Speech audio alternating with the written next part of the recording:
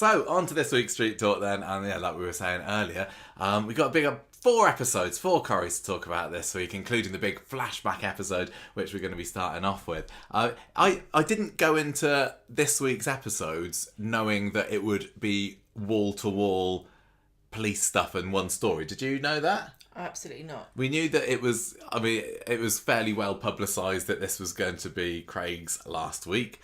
I think it was publicised that he was going to die. I got a feeling that we've known that he was going to die for a little while, haven't we? But maybe, I don't know how we've known. I don't know. I can't remember. I don't know whether it was something about whether Coulson Smith put. I knew he was going to be attacked, and yeah, but it feels like I can't remember whether it was leaked or whether he put it on social media or what, or whether it was just a general vibe that the fandom were getting. But yeah, it was. I didn't realise that it was going to be just that this week. I just wondered, like, because Gemma's been away this week and we've not had a chance to talk about it. It's been quite fun because we've been with the episodes that we watched together. We were playing them in separate places and playing them at the same time, and then texting each other our thoughts as we were doing it. That was quite fun, wasn't it? Mm-hmm. Yeah. Did you enjoy just communicating via text message whilst Corrie was on? It's almost like the days when we used to live tweet Coronation Street because we were watching it at the same time as everyone else. Yeah. What were you going to say? You watched Fridays without me. I did. Yeah. I'm sorry. We were supposed to watch it together. I know. I'm sorry. I didn't realise. I'm not allowed to talk about anything. No. Look, I didn't realise that we were supposed to be watching Fridays together because there was just a bit of a jumble over when I was coming to visit you in the forest. But when did you actually watch Fridays? I don't remember. No, but I did watch it before Gemma, and the other ones, we watched simultaneously, and then tonight's episode we watched together. But what was your overall impression of this week? Because it feels like people had strong opinions on this. Well, what week, opinions maybe. do people even have? Well, I think that as I say, I I don't know whether people did. I'm imagining it was a week that people either like really really loved, I wasn't a dry in the house kind of week, or whether people like that's not Corrie. Which side of the fence are you sitting on? You know which side of the fence I'm sitting on because I just literally told you. Tell me again. Tell me for the benefit of the tape, as Lisa Swain would say. I know. Well, I just did it that was a really good week of drama. But it wasn't Coronation Street, and I hate it when people say that because I think it's such a kind of...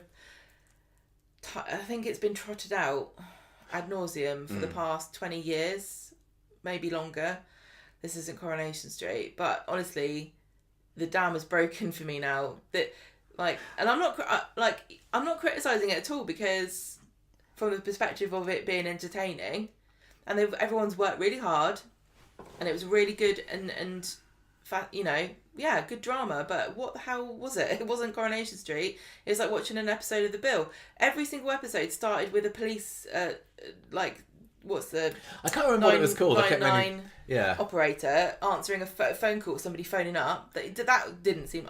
I get what they were trying to do, but to achieve what? I'm not particularly sure, because what they did achieve was not making me feel like I was watching Coronation Street. And it made me realise too, that for about a year...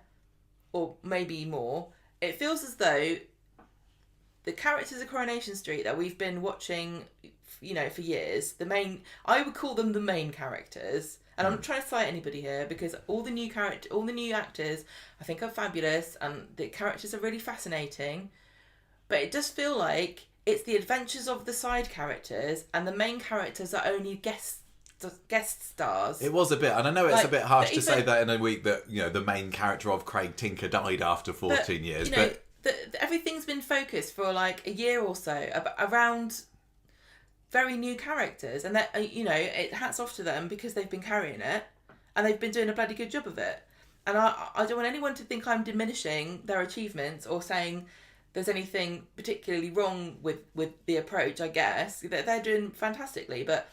Mick, Lou, Lisa even, Kit. Although she's been in it for a long time, Kit, all of these people have been in it as main characters for less than a year. Even going back to last year in the summer of Lauren, again, it was like the show focuses on these new people, and then all the other characters are like guest starring the cast of Coronation I think when Street. you get a new character, you're going to want to put them to the forefront. But that's not necessarily true. And even somebody like Shanique, who plays Dee Dee, they've just... I'm very cynical about what they're doing here. I think they're doing it to save money. And because that's what I think they're doing, I've got a really bad taste in my mouth because it feels like exploitation. It feels like they're taking advantage of young actors and new, people that have not gotten established on the cast. And it also feels like they are taking the mick out of the people who have been there for a very long time and not paying them what they should be paid because they're just not using them and giving them the episodes that they should have.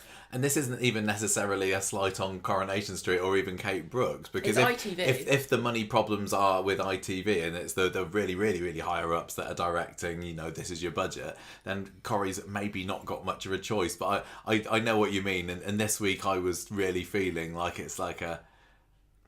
I'm going to say that I didn't particularly enjoy it, and I think I was in a bit of a grumpy mood some of the days that I was watching anyway, which never helps. But like we were texting on Wednesday's episode, weren't we? And I think it was turgid was the word that I used to describe it. I was just watching Wednesday's episode. It was bad. But I have seen a few people like really praising to the high heavens for Wednesday's episode. Great. But I was just like, it's miserable. It's miserable. Okay. But do you know what I think? Like this week, I think this could have been, if this had been like billed as something different, like, oh, it's Police Week, or this is a special edition of Coronation Street, or or even if this was supplementary to the rest of the show, I'd loved it. I'd been like, yeah, great. But it feels like it's replacing normal Coronation Street, and I can't see an end in sight. The thing is, it's like a soap. One of the things that's great about soap, that I really love it, is the variety you can get with it, because it's got a huge cast of various colourful characters in it. And some of them have got the comedy storylines, and some of them have got their drama and their tragedy, and some of them are bosses, and some of them are little underlings, and some of them, you can get that variety. But yeah, even so, this.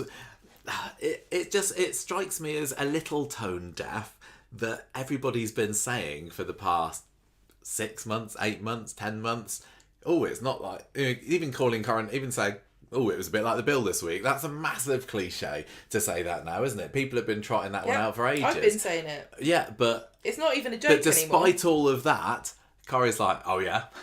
You're saying Coronation Street's like the bill. We are gonna give you the billiest week of Coronation Street you have ever seen, and then you'll say, "Oh, it wasn't so bad actually beforehand," because there was very, very, very little semblance of traditional Coronation Street this week. And as I say, sometimes when they go off to do something a little bit different, it can work. Maybe you got a week where they're all going off on a trip somewhere.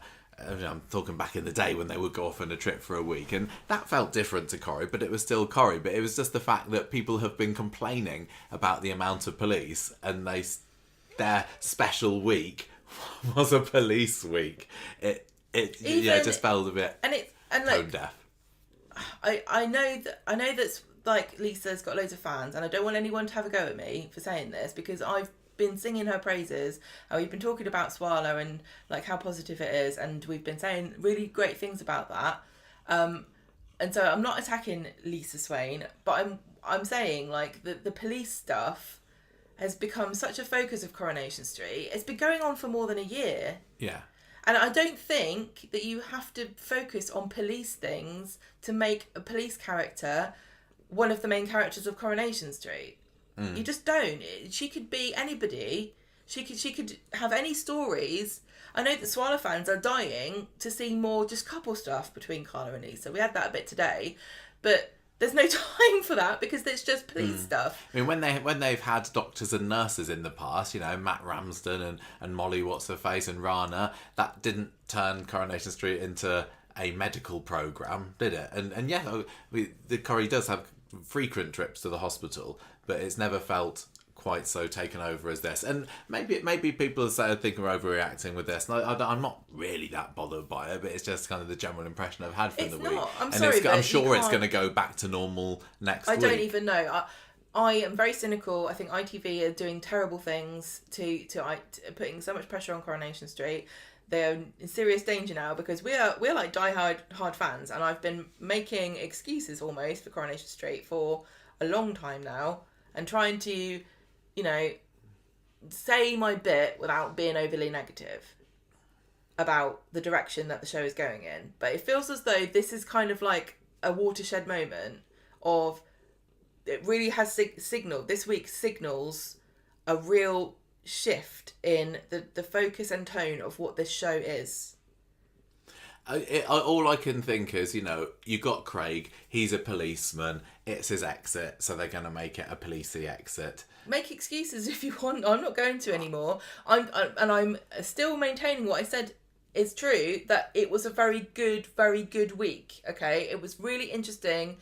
I don't think you needed the flashback episode at all. You could have explained everything that happened to that in a sentence or two. Genuinely, I think it was a waste of That's time. really interesting, because we've not talked about this at all, have we? Oh, you're going to hear our live discussion about the flashback, because I quite enjoyed it. You put me in a bad mood by watching it without me, because I was waiting to watch it with you, and I could have watched it. I had many opportunities to watch it. So when I started watching it, I was already really annoyed, because I didn't want to watch it at all.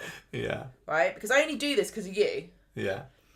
And then, so I turned it on, and then at the beginning of the episode, it's like music and someone running, and like all these like 90s things or whenever it's set. And 2007. I literally just turned it off.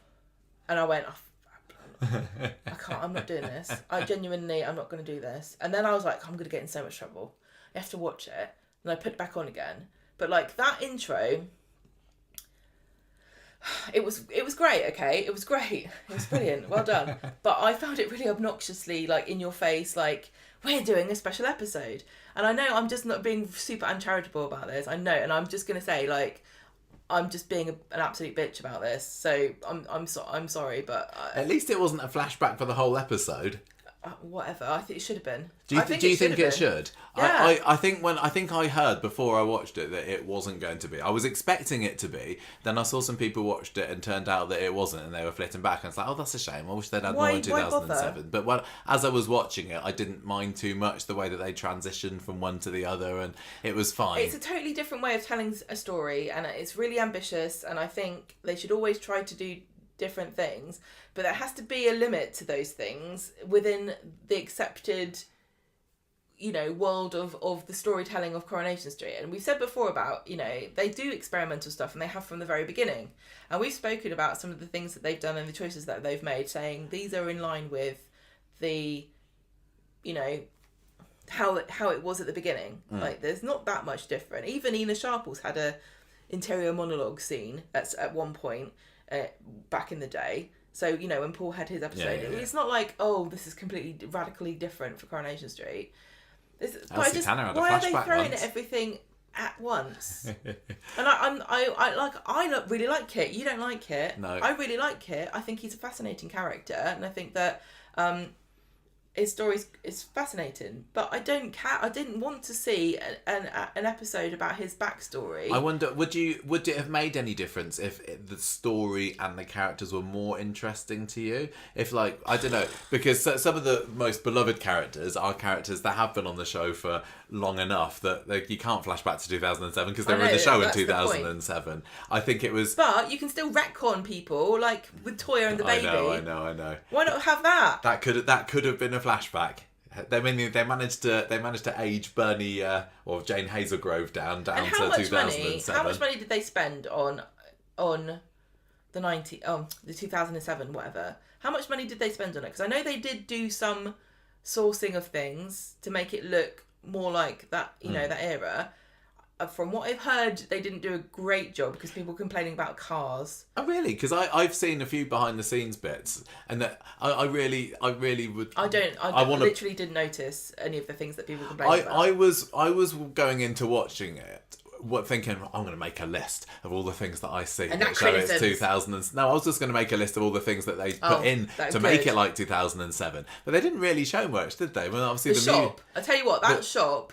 Really, like, number one, it really did feel like, okay, I've gone back in time. But number two, it also felt like you can find a shop that still looks exactly like this. I know. But the prices will be a bit higher. And they've covered up the cigarettes or put vapes in instead. Yeah. I love that shop set. Well, this wasn't a set, was it? This is an actual shop over in the Manchester area. Between us and Corrie, we've managed to find all the locations, mostly Corrie, I will say. And they're on our Coronation Street locations map on our blog if you want to find out where they are. So that's one for us to visit the next time, I think. But I love the shop. And one of the things I loved about the shop was just how busy and packed full. It was like jam full of stock, wasn't it? A whole variety of stuff. And they had the cigarettes there. But if I had the time and the inclination, I'd love to like freeze frame it and go over every bit of stock that was there. Because I saw like a Pepsi bottle. I don't know what Pepsi bottles look like these days. But did they get a 15-year-old Pepsi bottle and put it in there? I don't really know. But the reason I brought this up was because how much did this cost? I do wonder. Like, what's going on at ITV that they've, like, is it one of these weird things where, like, the budget for the locations is, £500,000 and we haven't spent it, so we can do that, but the budget for the actors is £20,000. So we're going to hire these two young lads, and honestly, I couldn't follow which one was which for a lot of it, because they didn't look, and this is no slight on them again, they didn't really embody either of the characters. Have you seen this thing going around about the actor who played young Kit's got different colour eyes? I was just like, which one's this again? I've forgotten which one this is supposed to be. When it started, because I was watching it by myself. Yeah. When it started, I was like, I'm writing notes about this, I need to know. And I was like, right, Kit's wearing blue. And that's what my anchor was for the whole of the episode. They weren't too dissimilar in facial appearance, were they? It just leaves a really sour taste in my mouth, because it's coming off the back of, I feel, not honouring the current cast that have been there a long time. I would be so happy with this as an extra 4 episodes of Coronation Street on top of our normal Coronation Street. But why spend so much money on going to 2007 and doing a backstory of 2 characters that you could have told me when we were kids we set fire to a shop? I would have got it. Didn't need to be shown it. I would literally have understood, and I think everyone else would have understood what happened without being shown it. Okay. They would, but often we will. But spending all that money and time on that, and then where the hell are all these characters? Where's Adam? I haven't seen him for ages. Like, where all these people that are in the show supposedly, all these characters that we're supposed to care about.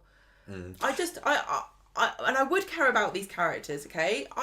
But not at the expense of not just the characters of Coronation Street that we're supposed to be. They want us to want to watch these people. Not just those, but the actors who are signing contracts and whatever. And I literally know nothing about the behind the scenes stuff. I'm just putting together from comments I've seen and kind of gossip and all these stories in the papers that I thought were rubbish. I'm now starting to think are actually true. That they can't pay the people that have been there for years. They're putting them on fewer episodes a year. They're putting fewer people in every episode. And we're getting a version of the bill. You know what? We love the bill. Yeah. Bring the bill back if you want to make the bill. Get the people that were writing this and put them on the bill. I'd watch that. I'm not watching Coronation Street for a medical drama or a police drama. I know, it's a kitchen sink drama only. I for the flashback. It's a different type of drama. It is. I don't mind the idea of Corrie having a flashback. I am, again, with my cynicism hat on, thinking, did you just see that EastEnders did a flashback episode to old Phil Mitchell and Peggy Mitchell back in the 80s, and you thought, we want to do a flashback as well? It's like the Ants and Bugs Life of soaps. It is a little bit, isn't it? Like, was that a really original idea? I just think it's a very odd move to pick these characters to do the flashback for. I really, really, really actually enjoyed that episode. I loved it every time they flashed back to it, partly because I was glued to the screen again looking out for the 2007 things. I thought the actors that they had playing the young Kit and Mick and Lou were fantastic. They were all great. Everyone's great on Corrie. And the writers are great, the directors are great. I was very excited. You heard in last week's podcast, in those episodes, the other episodes last week, I was like, I didn't think I'd be that interested in what Mick and Lou got up to, but actually I was. So I was watching thinking, what is it? And it wasn't the biggest secret. it was a bit. You were asking me earlier, wasn't it? It was a little bit unclear what actually happened with them putting the when they put the bangers through the door, and I think She didn't like it. She didn't like it. The lady inside didn't even get to see her face. I'm really super not clear about what actually the consequences of what they did. I think they said. I think there was a comment saying that she had very severe burns. Okay. Let's just pause for a second here. Why do we have a flashback episode where we have to learn Mick and Kit put fireworks through somebody's door, and Kit didn't let Mick get in trouble about it, and Kit got away scot-free, right? That's literally all that happened that episode. Why did we have to be shown that, but we didn't get to see what actually happened to this woman? There was not even her on a stretcher. So pre-watershed. But you know what I'm saying? They would have to have cast an extra there, wouldn't they? I'm just saying, why don't you trust us to be told what happened, right? But you won't show us. Like, why the most important part of the whole thing was what happened to this woman? We don't even know what she looked like. I was really... What's the point of doing a flashback episode and not showing us the consequences of the entire... As the episode story was going, it became clear that they were going to be doing something to that guy in the shop, and I thought they're going to kill that man, they're going to beat the shopkeeper up or something like that, and it's not completely clear to me why they couldn't have just done that. Why couldn't they have done that? You're right.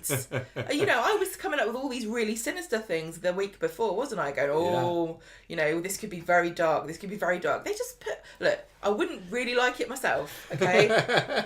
Don't come round doing it to us just because we're saying it's just a joke. But you see what I'm saying? Like, why... I'm not going to say any more.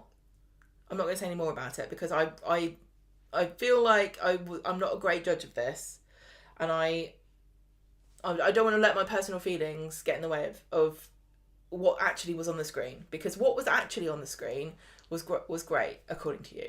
Yeah, it's been fine if you didn't enjoy it, because I saw other people didn't enjoy it as well. I thought like with me on, I think, Wednesday's episode, when I was feeling particularly grumpy when I turned the box on, that clouded my judgment a bit of that. It's just a kind of normal thing to do. But I just like, the rudest thing I'm going to say about this is that I genuinely thought it was pointless waste of time.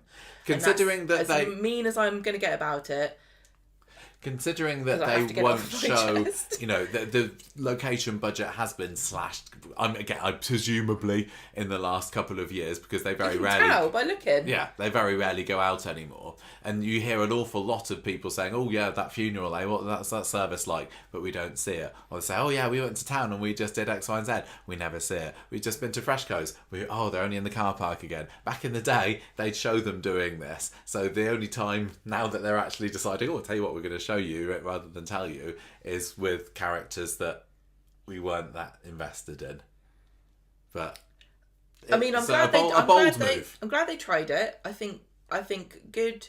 It's nice that they are still no matter what I think or anyone thinks, they're still being super creative. They're still taking risks. They're thinking outside the box. Yeah, I love that. I think no matter whether I liked it or not, I would still rather have like excited, creative, imaginative, talented people working on Coronation Street, coming up with all these wacky ideas, than people who are totally jaded and just doing paint by the numbers, same old every week. Okay, and that's my thoughts about it. Whether or not I liked it or not is kind of irrelevant.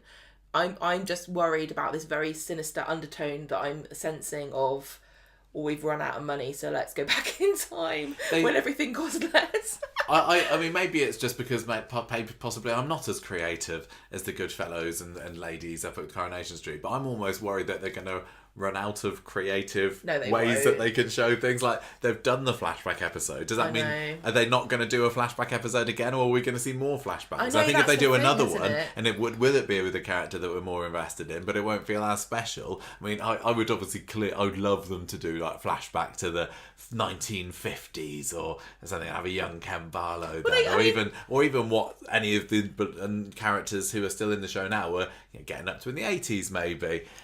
2007 wasn't too long ago. Here's a perfect example: Daisy and Jenny and Tom.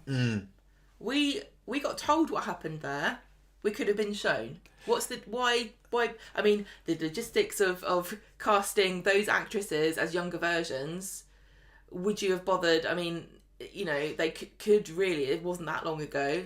I don't know what would have happened there, but why did they pick this over that, you know?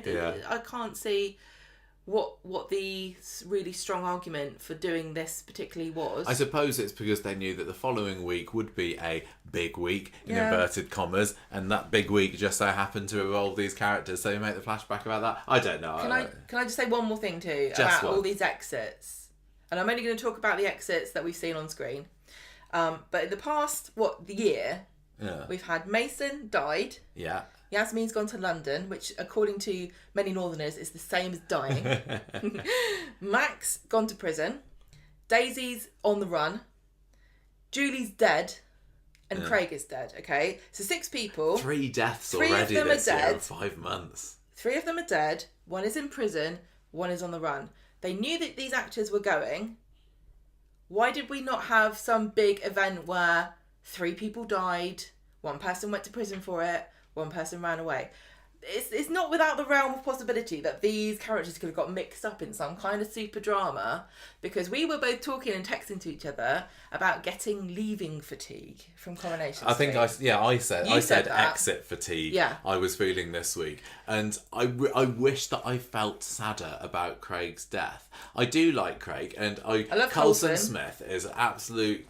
Brilliant man. He's such a credit. Such a nice guy to Coronation Street. A real asset, a real ambassador for the show. He is super. He really is. And you know, getting to know him a little bit more last year when we went behind the scenes made me like him even more.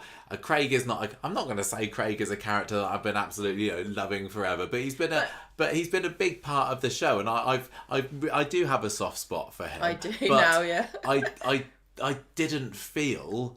And this is, again, no fault of the acting involved. I didn't feel the way I was supposed to feel on Wednesday's episode. I wasn't, like, tearing up. No, I never cry at anything. Or I wasn't going, oh my gosh, this is it. This is actually the moment they're actually going to kill him off. I don't know.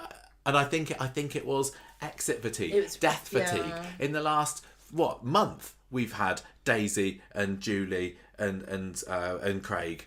Haven't we? And yeah, but they didn't all die. They didn't all die, but they're all leaving. 2 of them died. 2/3 of them died. It's like, these are another all one huge bites characters as well. These are all huge characters. It is, but when you haven't read the notes that I've made for this episode yet, but you'll see when we get to Craig's bit, I was just like, oh, looks like Craig's dead, because that's how I was feeling. I felt really bad when I was like, did you? I really was sad when Craig. I thought it was. Really sad. I really, really wish I felt sadder, but it's been so lovely because I've watched a couple of interviews with Coulson, or maybe it's just one interview great. When he's gone. He is such a fab Sweetheart. bloke, and I was like, oh, I am gonna miss you. I am. I wish that I'm actually. But this is like we have got a load of notes to read through, but this week was a week that if you're not going to have an opinion about it, then you're not watching the right programme. True. That's true. A lot of conversation. It was a conversation generating kind of week, and the fact that they even killed Craig off was quite a big decision, wasn't it? They didn't need to. Well, he wanted to go. Yeah, he did. He said he wanted to die. Yeah, but I think he said he's happy to be gone. I think that was one of the things he said on this morning. It was on this week. I can't remember. I've mixed them all up. And he was like, "Oh yeah, well when I die," he was like, "Yeah." He said, "Oh, you're not going to come back, so I might as well kill you off and you go out with a bang."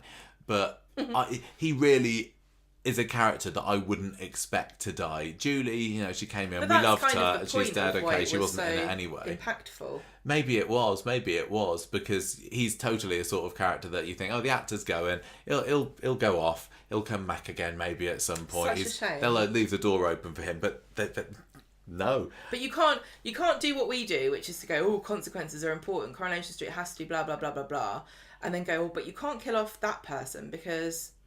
I like them. Yeah. You have to really feel something when a character goes, and even though I'm saying like leaving fatigue, it's difficult because most of the people that have gone, I didn't really want them to go.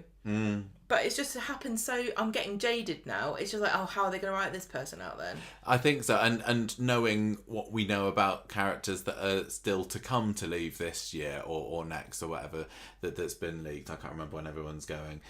those I'm thinking, those are some I just characters don't that I have- really like yeah, as I well, don't and have it in I me. hope I feel something when they go, because 'Cause, I yeah. love them, but I'm worried that I'm not going to, because it's another one, and it's just the way Corrie is at the moment. It's really tricky when, when we were saying, oh, Yasmin, I can't believe she just went, But could we have stomached like a 2-week leaving story for Yasmin where something really dramatic happened? I don't know, because I'm just a bit like, can everyone just stay now, or what? Oh, this is why I said everyone that these 6 characters really could have gone in some kind of really dramatic Well, they could have just way. been killed in the Platt House But think fire, about- couldn't they? yes, Which exactly. everybody managed to survive miraculously, about- despite the fact Yasmin lived next door. It would have made perfect sense for her to have been frizzled up like a One of the sausage. biggest I don't know. one of the biggest things that happened on Corrie ever was the tram crash episode. Yes. And that was like full of blood and consequences. And if you know that 6 people are going to leave within the space of, what is it, like 5 months? Yeah. It- Yeah, Mason died in January, so it was yeah, about 5. Why not do it in a really amazing and provocative way?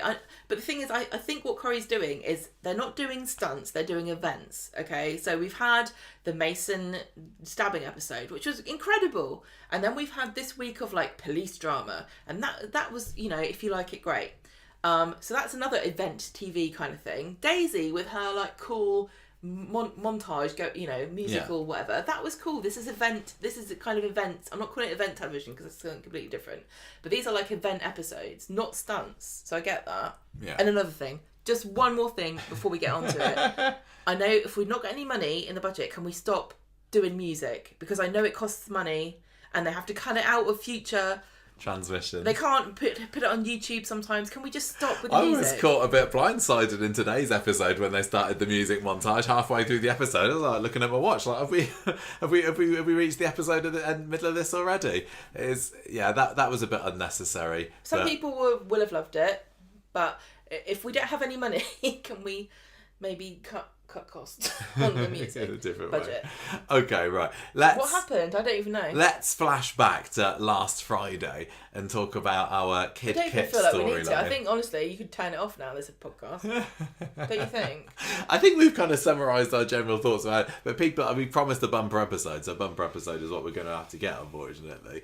Fridays was the flashback episode. The thing. This was the I don't know whether we were giving it away last week a little bit with the I don't know if you picked up thing. on something was going to happen on Friday. That's a bit unusual. Yeah, I hope that if you didn't know that this was happening, you weren't spoiled by us, or you were just kind of teased even more. But the thing starts with a kid. I think this was Kit. I don't remember. I think it was now running down an estate. You're in 2007. You know it's 2007 because Mick because he gets arrested. I think it kind of cuts one. between them. God, see what I mean? I literally still don't know which one. We know it's 2007 because there's a newspaper there that says smoking ban starts today, and then there was somebody smoking outside a pub, and so Kit watches as another child is getting arrested, and then we cut to modern Kit in his flat. Bernie's come to see him, and was this? I can't remember. Did we have Kit's flat in last week's podcast, or was this the first appearance of it? No, it wasn't, was it? Because previously we'd had Bernie looking through Kit's bin. That was in last week's episode, I think. So this is Stephen's old flat. It's now Kit's. Bernie's round. We did talk about it last week because I said that the face of Uncle Stephen is stuck in his. Yes, I remember that now. Microwave in his door. microwave, yeah. She can tell that he's a bit miserable, and he was when he was there the previous night. And but he's not in the mood to talk. She sees she's not welcome and leaves. Then you got Sarah in the cafe seeing Gary, who was, remember, ages ago, beaten up last Wednesday. It's like, who's done this here? And he's like, well, ask your boyfriend, before revealing to her that it was actually Mick who did it, and Kit stood and watched. Then we got a lead into a flashback, which is in the modern day corner shop, which when you compare the actual corner shop that the flashback was filmed into the set corner shop, it is like, oh yeah, that really does look like a set, doesn't it? But Mick's gone in there, Kit's there too, and Kit says, well, what are you doing, making a complaint about me and Gary? What if he takes it higher up and complains about me? Mick don't really care. He's completely kind of cut all ties with his ex-mate here, and he says, the way I see it, you're pretty lucky they allowed you to be a copper in the first place. And then he does his scanning his card on the little boot machine, and then flashback segue to Kit and Mick and young Lou as well. Don't even know whether we mentioned her yet. And this other girl. I don't think we knew who the other girl was. Just the Presumably random she's fourth dead. extra. Yeah, they're riling up. Or maybe she'll be the main character next year. Yeah, probably. They're riling up this shopkeeper, and when the girls are out the shop, Mick tells Kit that Lou thinks that he's cute. So that was kind of interesting that they were building up a potential teenage romance between those two. That was the other twist, if you like, this week, wasn't it? That we got at the end of the episode when we find out that Kit is actually, possibly, quite probably Brody's dad. So they were building something up there between them, and Mick's like, if you don't make a move on it, mate, then I will. I just feel sorry for Bernie. Why? Another useless relative in Brody. I know. She's a grandma again. Anyway, they nick some cans of cider before they run out. Good choice. And so yeah. Excellent choice. You prefer a bottle. I might go and get another one in a minute because I'm feeling Go and like I need it. steal it from the kitchen, and then I'm running around. They had a lot of music. It wasn't, like you said, it wasn't just the opening scene, but like half the scenes it felt like in the flashback had a bit of a 2007 soundtrack to it. I don't even recall 2007. You know what I mean? It doesn't feel like it's a cultural thing. I don't think it was. I know, but that's what I mean. Like, you know what I'm saying? Like, it's because of our age. But the 90s to me is like, oh, if you're talking about the past, the recent past is like, oh, the 90s. But like 2007, it's like so recent that it doesn't feel like. What were we doing relevant. in 2007? I think that was when we moved into our last house, was 2007. And I think I'd been a teacher. I think maybe it was my first year being a teacher, or the second year maybe. Really? Yeah. It was quite a while ago. But I don't have any particular tie to it. I think, yeah, that's right. Anyway, so they're on the run. They're having that their was when cider. we set fire to that woman in a. Oh yeah, do you shop. remember that? Didn't you? We blamed those two kids. Yeah, suckers. That teacher looking at you funny, wasn't it? Yeah. Exactly. Anyway, Kit. Let me steal the cider I want. Thanks very much, you old bag. Anyway, they're out there and they're drinking their cider, and Mick's telling Kit, I'm thinking of joining the army. So, we get this whole sliding doors what if kind of thing.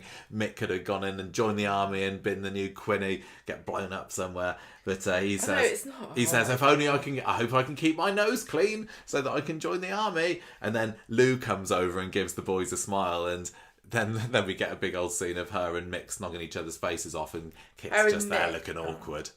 What? I don't literally all the way through this. I'm like, I know that's Lou.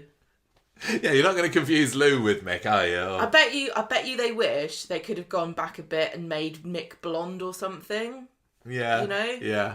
And just a quick aside also to everybody who was being bitchy and horrible to the poor actors who play Mick and Lou, talking about how modern Mick and Lou. Yeah, like they whatever. What are they saying? They're great. Oh yeah, I think so. I've been saying ever since the beginning, I really, really rate Farrell, who plays Lou, Farrell Hegarty. I wish she's been embroiled in such drama. I know. I wish that this week had been a bit more about her, but even though I wasn't so hot on this week, I really did appreciate that we got to see a lot more Lou, and we are being made to sympathise with her more, which I always was to some extent. We didn't get a whole lot of young Lou particularly. It was more about the boys, but that was that I had going for it, I suppose. Anyway, present day, Sarah is asking Kit what's going on with Gary. What happened there then? And he says, well, yeah, I did see them fighting earlier. Didn't know who started it, really. They were both knocking seven shades out of each other, so I just took Gary in because he was the one that was just about to bottle Mick. But do you see what I mean here about the OG Corrie characters are like side pieces. Yeah, this is because a perfect example. Kit isn't. It feels like Sarah's Kit's girlfriend, not Kit is Sarah's boyfriend. Like, it feels like Kit's the main character and Sarah's like his girlfriend. You know, like when you would watch Friends and then Joey would get a girlfriend and you'd be like, oh, here's the character. Like, it's the other way around. Should it's be the other way around. Yeah, But no, it's the other way around in Coronation Street. Oh yeah, it's like, it should be back. Yeah. And I think it could be in it for years. I don't know what his contract is. I do wonder, now we're down one copper on Coronation Street, is that going to mean that there's going to be less police The thing stuff? I'm going to say about that, getting rid of Craig as a sort of third cop or whatever, I mean, he was the original. Let's just give some respect on his name. Thank you. But he was the kind of the balance between the kind of bent copper of Kit and the very serious by the books Lisa Swain, and he was like the comic relief. Where's the comic relief now? Yeah, and going back to what we said about we used to watch The Bill and really liked it. Do you remember? Sometimes it'd be, this is a uniform episode, yes, and this is a CID episode, and they did go through phases where they were a bit more joined up, but I always much preferred the uniform episodes of The Bill. Like, there was no comparison. The CID episodes, all the stiffs in the suits, I didn't find that interesting. I liked whatsoever. all of it. But I loved, give me Tony Stamp and Polly Page and all the uniform coppers, Reg Hollis. That was me. And now we don't have a uniformed officer on the beat, although we did get Jess to return. Poor Jess returned for Craig's death scene. So we're jumping around in time just as much as Coronation Street did, didn't we, this week? But I did appreciate that they brought her back for that. Oh, before I forget, yes, because we are talking about the death, because spoiler alert, Craig just died. I did look it up because I find it very suspicious that the Weatherfield precinct has now had their second copper die on the beat. Right, so who was the first one? Becky. Yeah, but she didn't die in the precinct, did she? No, but she died on the beat. Oh, yeah. She died in the line of duty, yes. Okay, which is another great police drama. So I'm not biased against them. I looked up how many police officers have died. Oh, have you? Mm-hmm. Go on. So I think there's going to have to be... What's the time scale here? There's going to have to be an investigation. Yeah. Because they're losing too many. Over the past 20 years in this country, in the UK... 30 police officers have died. In the past 20 years? In 20 years. Okay, so one and a bit a year. 1 to 2 a year, but that's over the whole country. Well, I think it's Wales, Scotland, and England, not Northern Ireland. But well, we do know that Corrie is a hotbed of crime and violence. So, but because I was thinking, like, Craig has died here, and apparently Faye and Beth needed to be told. I cannot believe... Do you think they got some kind of psychic link and they should have just known? No, it would have been on the news. Oh. It would have been, a police officer is in critical condition after an event in Weatherfield today. We'll bring you more news as we know it. Well, I can just imagine the people at the Weatherfield TV going, well, what's that, a police officer? Oh, it's only Tinks. Nobody's going to care about that. Everyone dies Doofus. there. But, it would have been this... In this country, Craig being murdered would be front page news for about 2 weeks. It would be. You reckon? Beth would be on This Morning, crying. Yeah. To, what's her name? Kat Deely on this week. Whoever's there, I don't watch it. Ben Shepherd, I'm sure she could weep on his shoulder. and Mary would be very jealous. Yeah, she would be, wouldn't she? But this would be front page news, and it's kind of like, whatever.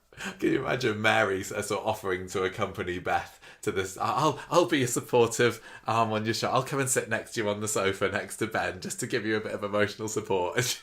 I know, yeah. Don't give Corrie any ideas. They already had that episode when Rosie and... I know. Wasn't Craig one of the people that went on This Morning? They would have footage of him, wouldn't they? They'd be like, and here's some footage of the police officer in question when he appeared on This Morning in previous times. This would be all anyone could talk about for days and days and days. He is actually going to leave his mark on the street in the form of Maddie's mural, isn't he? Mural. He did paint that. Well, they'd be there taking footage of that. Yeah, they would. Anyway, we're not talking about that. They'd be doorstepping Tim and Sally because the murderer's children are in there, and she'd be like, Tim, let me handle the press, okay? I used to be the mayor of Weatherfield. Office. Look, we're not even on that story. What are we even talking about? Gary, Sarah, I don't know what we're talking about. So, we're back to Craig again. He's getting his little CID jolly, isn't he, on Monday? He's like, got his suit on in the cafe, thinking, I'm going to be a proper copper. And it was never... Does this happen often? I don't know. I mean, I know that, going back to The Bill, Jim Carver used to be a uniform officer and he turned into a detective by the end of it, didn't he? So, but, if a policeman comes round and he's not wearing a uniform, now. Not that I'm expecting it. Knock on the door. What we But I'd be doing like, there? are you You've one been of- bad-mouthing Coronation Street. Are you Kate on- Brooks has sent me to come and get you.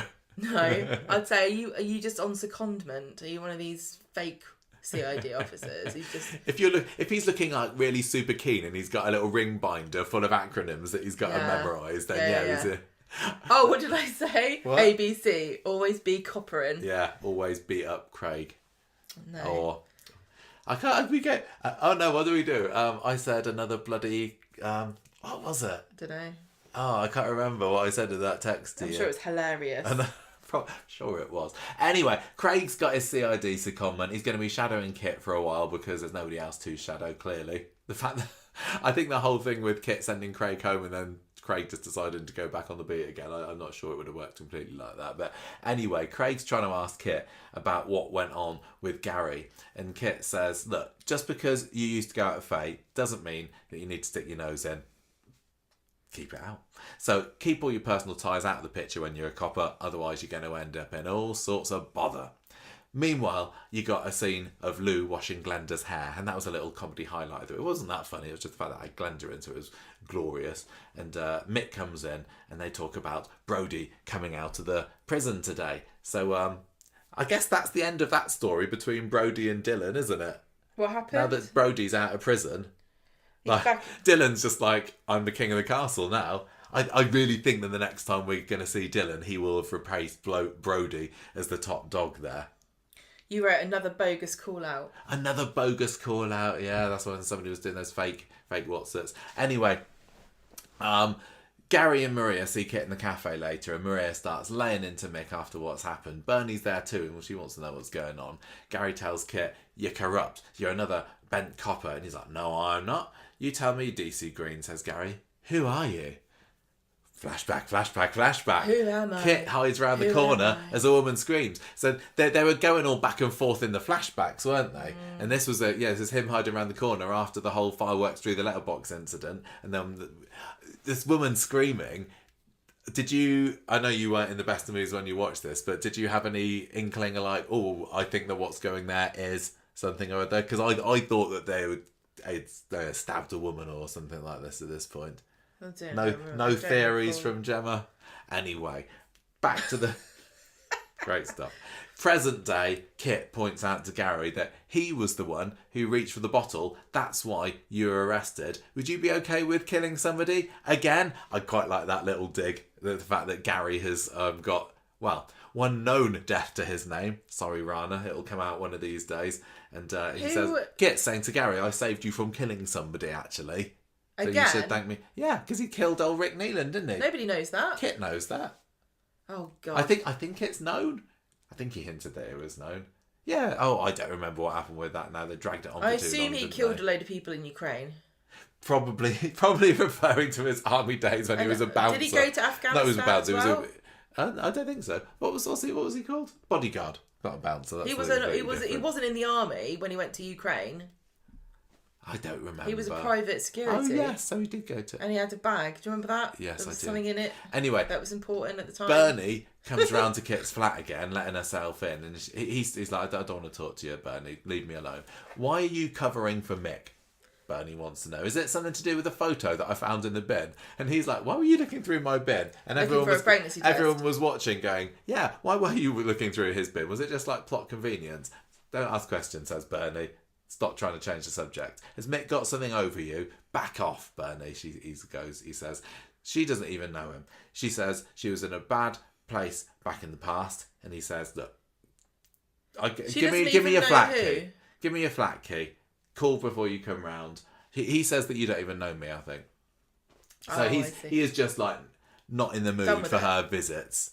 He's obviously going through a lot of trauma and PTSD and flashbacks in his head, and Bernie coming around sticking her neb in isn't doing any good. Flashback, Bernie. So, what did we think of 2007 Bernie? Should they have cast somebody else? Or did they do a good job of making her look nearly, what was it, 18 years younger? It's very well documented that we all look exactly the same as we did in 2007. Nothing has changed. Definitely. We haven't got older. We haven't got fatter. We haven't no more wrinkles than we had back then, so I think it's fine. I still look as beautiful now as I did then. I know that for a fact. That's why I married you 3 years later. I think they did as good a job as they could have done, is what I'm going to say for that. I think they sort of...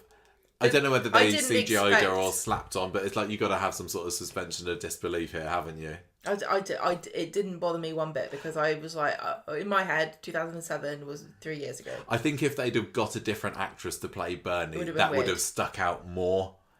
So it was fine. It was fine, and she's there wearing all her rave gear, isn't she? And she had a big old bouffant on the top of her head, and she's trying to talk to I can't remember what her name is. I've written Mrs. Green in the note, but they do give her a first name later. Dead Mum Green. So she's wanting to see Kit, and I was watching this going, hang on a minute, that didn't happen. They did explain that in a way, but I don't know whether that was... I think that must be a bit of a retcon, because when they brought Kit in, I'm pretty sure that there wasn't this meeting that was planned, and it's like, just wait in a year's time, we're going to say this. So they were a bit sort of shoehorned in the fact that she went round there, and it was supposed to be a big reveal, but to me it was just like, you changed it there. She didn't do that, and now you're saying she did. Did you? I don't know. That? It just felt a bit like Bernie was very happy to be told to do one, as though she knew that she would break some kind of time travel rule if she came back in time and met her son when she wasn't supposed to. It's like she's a companion of Doctor Who, and she knew that she'd meet herself if she hung around any longer, so that's why she jumped in a taxi and drove off immediately. Because if I was trying to see my son and the mum was like, no you can't, I'd be like, says you, I'll see you later. I remember... why did she give up so quickly? Yeah. Because she had to, because of the way the story... You know what I mean? Because of the way the story went. I remember when they filmed this, because there's obviously so much location shoots there, and they had some pap shots of Jane Hazelgrove and the mum and the Kit actor, and I was like really bamboozled. I was like, how on earth? Why are they having us meeting there next to each other? Yes, I remember. I was like, there's no way that... Did they this forget? Doesn't make any sense, because the whole point of Kit's fractured relationship with Bernie is that they never met. So how are they being filmed in the same location? Yeah, and they did see each other, didn't they? So on all these scenes, I mean, I don't want to go back and watch all of last year's Bernie and Kit scenes to find out, but they did know that they were there, and it was just an unset. Well, she didn't see him; he saw her.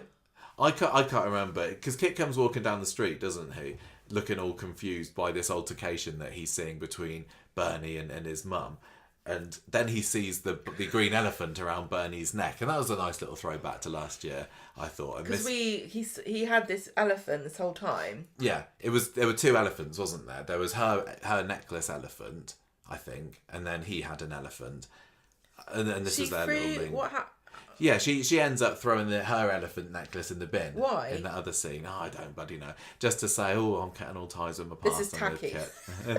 Little bit tacky. No, yeah. It's not. It's sweet. It's Bernie. It's very Bernie. It's very Bernie. So Mrs. Green sends Bernie off and tells Kit that it was nobody, but he realises it's her. Tries running off after the taxi, but it's too late. But I think I'm pretty sure Bernie did see him then.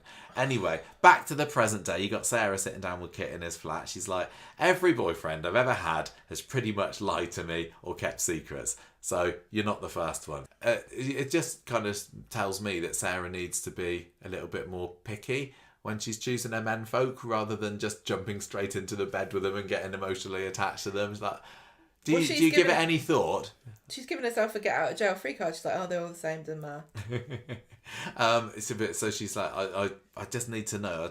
I don't know whether I can trust you or not yet. Every boyfriend, I said that already. Yeah, so yeah. It just means I got trouble trusting people, and I suppose that's a bit of character development there. But I don't know whether we'll see any more of that in the future. I assume not. He swears he's not lying about Gary, but he is. Yeah, well, yeah. Yeah. He did, but he didn't see who started the fight, did he? It's very convenient. He was definitely being he's protective not telling her the of truth. Kit. No, he's not telling her everything. No. Certainly not. And she said, look, thank you for telling me the truth. I don't know whether I can trust you entirely yet. And he's like, it's all right. I guess it's just something I need to work on.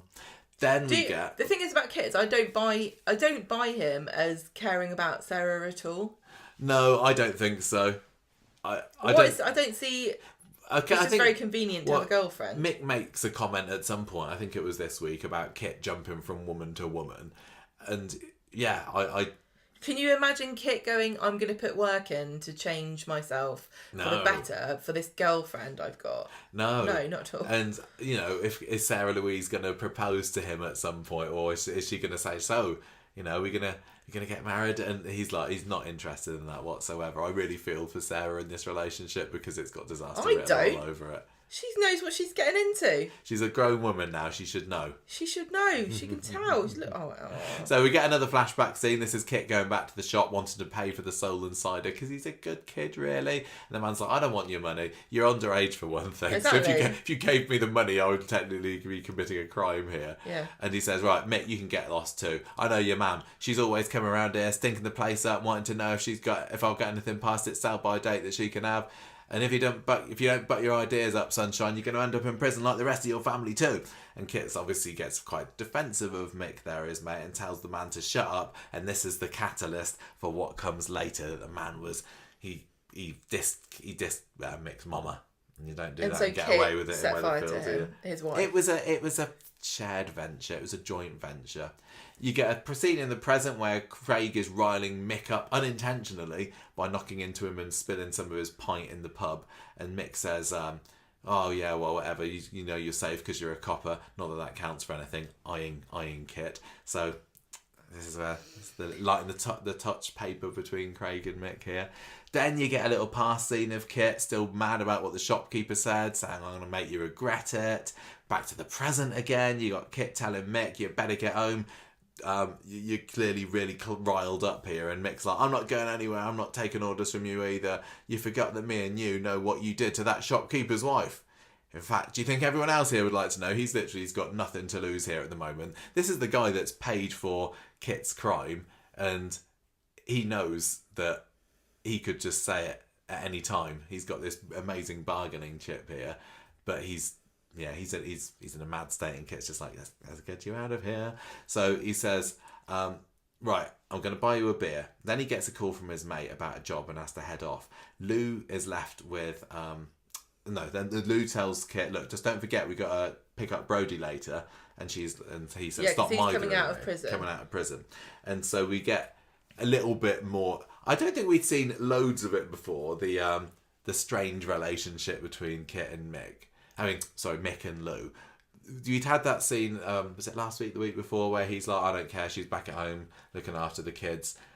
Yes. But I suppose it's kind of interesting that a lot of it's been a front that they put on, because we see when Lou's in the hospital later, she's got bruises all up her arm as well. So this is clearly a long-term thing. And I find that quite interesting for them. I really want to...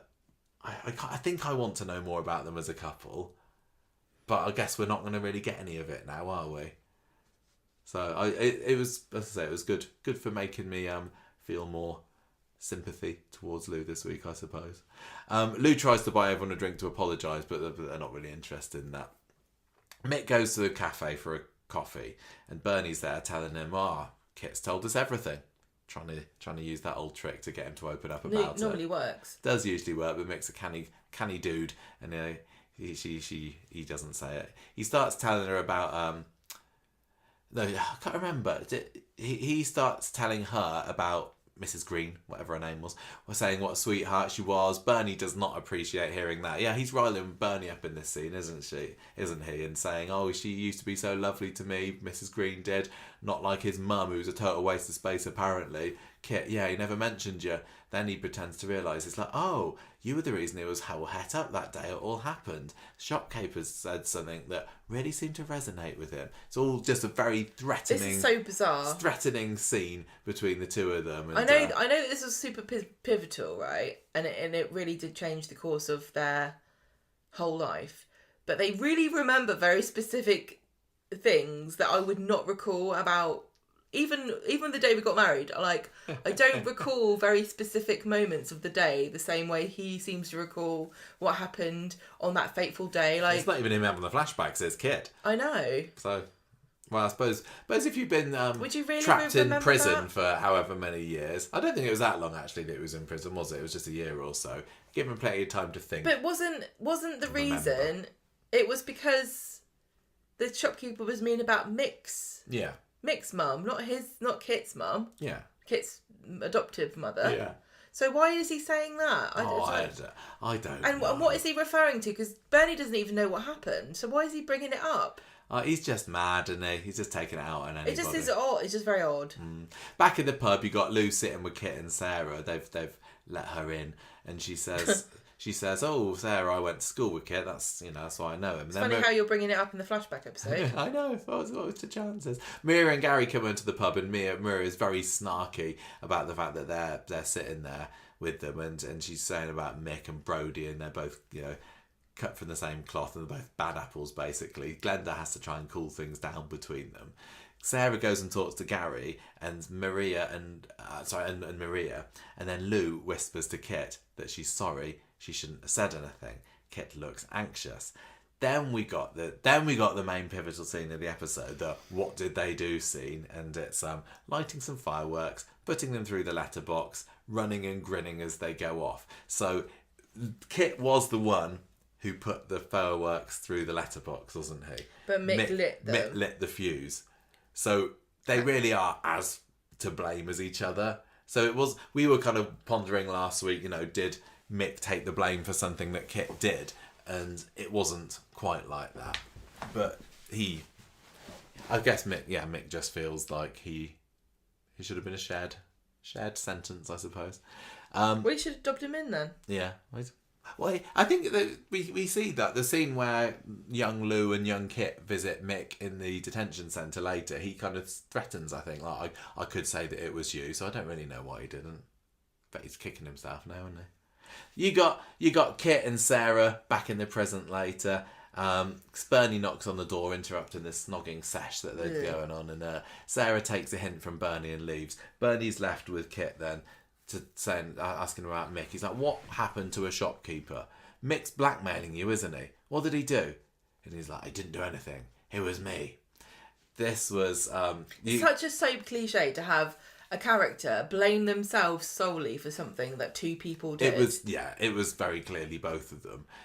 You get to see a bit more of the past here. I think was this when Kit was sitting on the old sofa just around the back of the shop, and modern Kit he was saying all these horrible things. I wanted to teach him a lesson. I wasn't meant to hurt anybody. And then you see you hear this woman starting to scream. Kit and Mick's faces fall because they thought the shopkeeper was in there. But is that the main reason that it happened to the woman? Because they said they saw the shopkeeper. No, they saw the shopkeeper going out.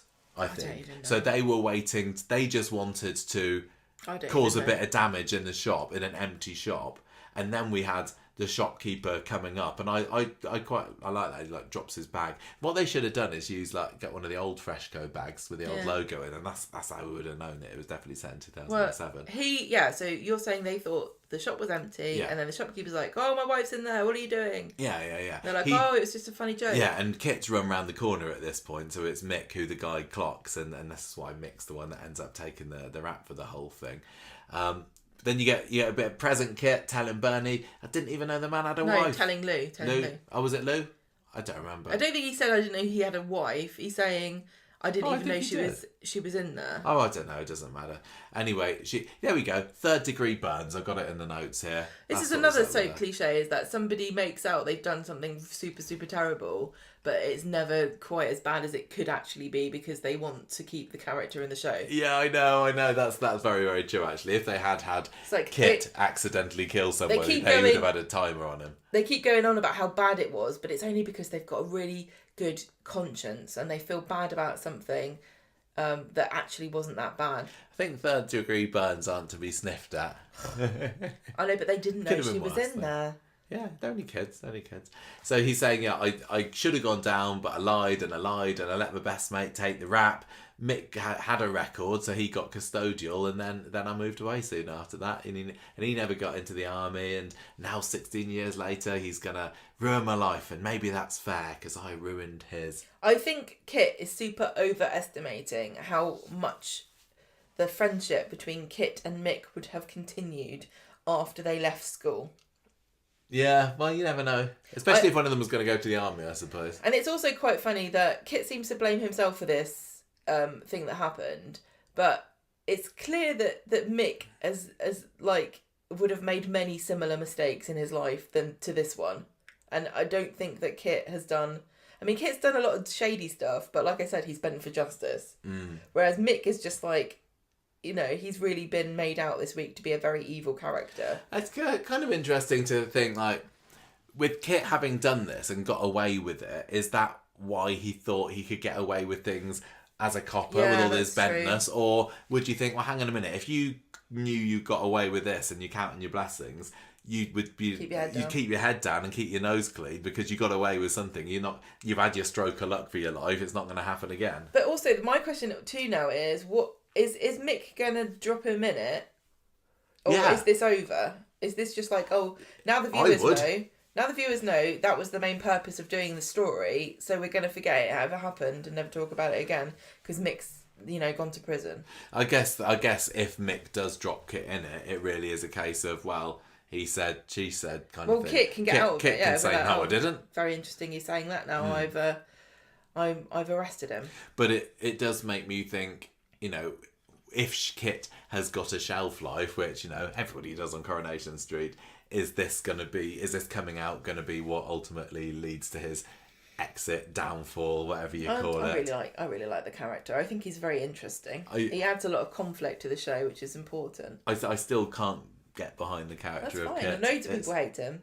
I don't hate him. Well, alright. He's still... When you were complaining a bit earlier, we both were about it being full of new characters, but at least Kit's a character that you really enjoy. I just really, really struggle. And I wondered whether this week would change that and make me understand why he is the way he is, but yeah, I still don't... See, this is what Sarah needs to... He feels like a guest character still to me. I know what you mean. Sarah needs to appreciate bad boys like I do. From a distance, like David Attenborough. Don't go out with them. Just watch them from afar and admire their evil. Bernie's back with Kit later, and she's saying, "Look, everyone's done things that they regret, but Kit just doesn't want her involved in this. Doesn't want her help. Shouldn't have even told her." And Bernie's like, "I swear, I'm not going to tell anybody what happened. Nearly killed me letting go of you. So, I know what it's like living with somebody." Something that you hate yourself for. So Kit goes out into Victoria Street later, where he finds Mick on the phone being turned down for a job. Sounds like Gary's been spreading the word about Mick being a bit of a wrong un. So yeah, everything's just going wrong for Mick this week. At least he doesn't have to worry about finding a job now, does he? But again, this is sort of like Mick. Mick seems like he was destined for this life no matter what. I know that's really mean to say, but this is a fictional character I'm talking about. Because he's an abuser. Nothing that happened with him and Kit led him to lock Liam in a cupboard or bully him, which is why he lost his job. No, I mean, I guess that you could say that when he came out of prison, he had that record, and so he's been, you know, turned down and he's not had the opportunities that he would have had this not happened. It's difficult because it certainly doesn't help you in your life to go to prison, does it? It's not like, oh, I'm glad I went to prison because it put that on my CV, helped me get a job. Yeah, but there's something intrinsically nasty about Mick. I don't know, but it's also sad because you think, you know, it sounds like he came from really bad stock and his family kind of set him up in the world to fail just because of their shortcomings. This is kind of like what happened with Max and the grooming and stuff, and how much of an influence, how much can you blame, you know, your surroundings for what you do? That's objectively wrong. I think that there are loads and loads of kids who've grown up in families like that who didn't try to set fire to a woman's face. You can never know, you know, the what ifs, but I think that it's not a surprise that from what we've learned about Mick and Kit this week that he is grabbing hold of this one moment and said, if only it hadn't been for this, my life would be a lot different. It's not important as to whether you believe it made a difference. It's that Mick does. Yeah. Yeah, exactly. And so does Kit. Kit buys into this. And it's interesting too, because I think Kit must be very jaded, because I think cops, you know, to paint with a very broad brush, I think cops do get used to categorising people, which I know sounds bad, but I think it's a part of survival instinct. Like, you know, this family, I've got to be careful, this person lives here. I've seen it myself. I've seen police judge you by where you live. It's happened to me. So Kit, does Kit believe that Mick is having what's coming to him? And does Kit think that he escaped it somehow, but he's also kind of from the same kind of place? I don't know. We got the detention centre scene next. Then we talked about it a little bit, with Mick clearly very peed off that Kit hasn't fessed up to being part of their little shenanigan with the fireworks, and he says, right, you're going to smuggle drugs in here for me now, and otherwise I'm going to tell everybody that you were involved. And Kit's like, well, no, they won't believe you, so screw you. It's really interesting that this could have been like a really easy way of writing Kit as just, this is where his corruption began, as like a goody two shoes that's actually doing the wrong thing. But so why was he so full of bravado about Mick's threats then, but not now? Well, I think that it was just the cockiness of youth. I think he thought, I've got away with this so far, but you know, now he's grown up, he's realised. But why does he think that Mick could do anything to him now? I don't know. For story purposes. I suppose it's, maybe he feels like he's got more to lose now. Like his whole career could be down the toilet at this really point. And when you're little, you think, oh no, you got this kind of safety thing. I'll be okay. I'm cock of the walk, man. And I think that's what Kit's thinking. And he's secretly having a little fling with Lou while Mick's in prison as well. He's on top of the world. So then back in the present, we got a scene with another fight between Mick and Kit, which Lisa manages to break up and drags Kit back away to Carla's flat, saying, what the hell is going on here? Let me know, otherwise I'm going to report you. Has Mick got something on you? No, he says, he's just said something about Sarah, that's all that really riled me up. I don't need a lecture now. Walks off. Bernie, meanwhile, is over at number 5, talking to Dev on the phone. Nice that he got a mention. I wonder whether she's broken the news to him that his ex Julie has just died recently. Sad times, tragic. But not as tragic as what's to come. She says, look, things are really funny between Kit and Mick at the moment, and between me and Kit at the moment, and I thought we were getting close, and now I just wish that I was stronger back then. This is one of my callbacks that I like the most. I don't know whether you picked this up when you were watching it, but Bernie's on the phone to Macca. Remember Macca? Yeah, he could Callum's bloke. I think Bernie kept her 2007 brick phone and used it to beat Mick up. It did make quite an impact, didn't it? Yeah, on Friday's episode. Bernie is falling on hard times. She just needs some drugs. She's not going to be able to see her kid, and then she takes off her elephant necklace and puts it in the bin. So this is again like all of these things are the reason why everyone's life fell apart. Like, Bernie was only on the drugs because horrible Mrs. Green wouldn't let her see her son. Yeah. But she still made... You see what I mean? Like, she made that choice. She went, I feel sad, I want to... You know? I think everything went wrong for her because she took off her lucky elephant necklace. I know. So lucky. This week was the week of lucky neckwear, wasn't it?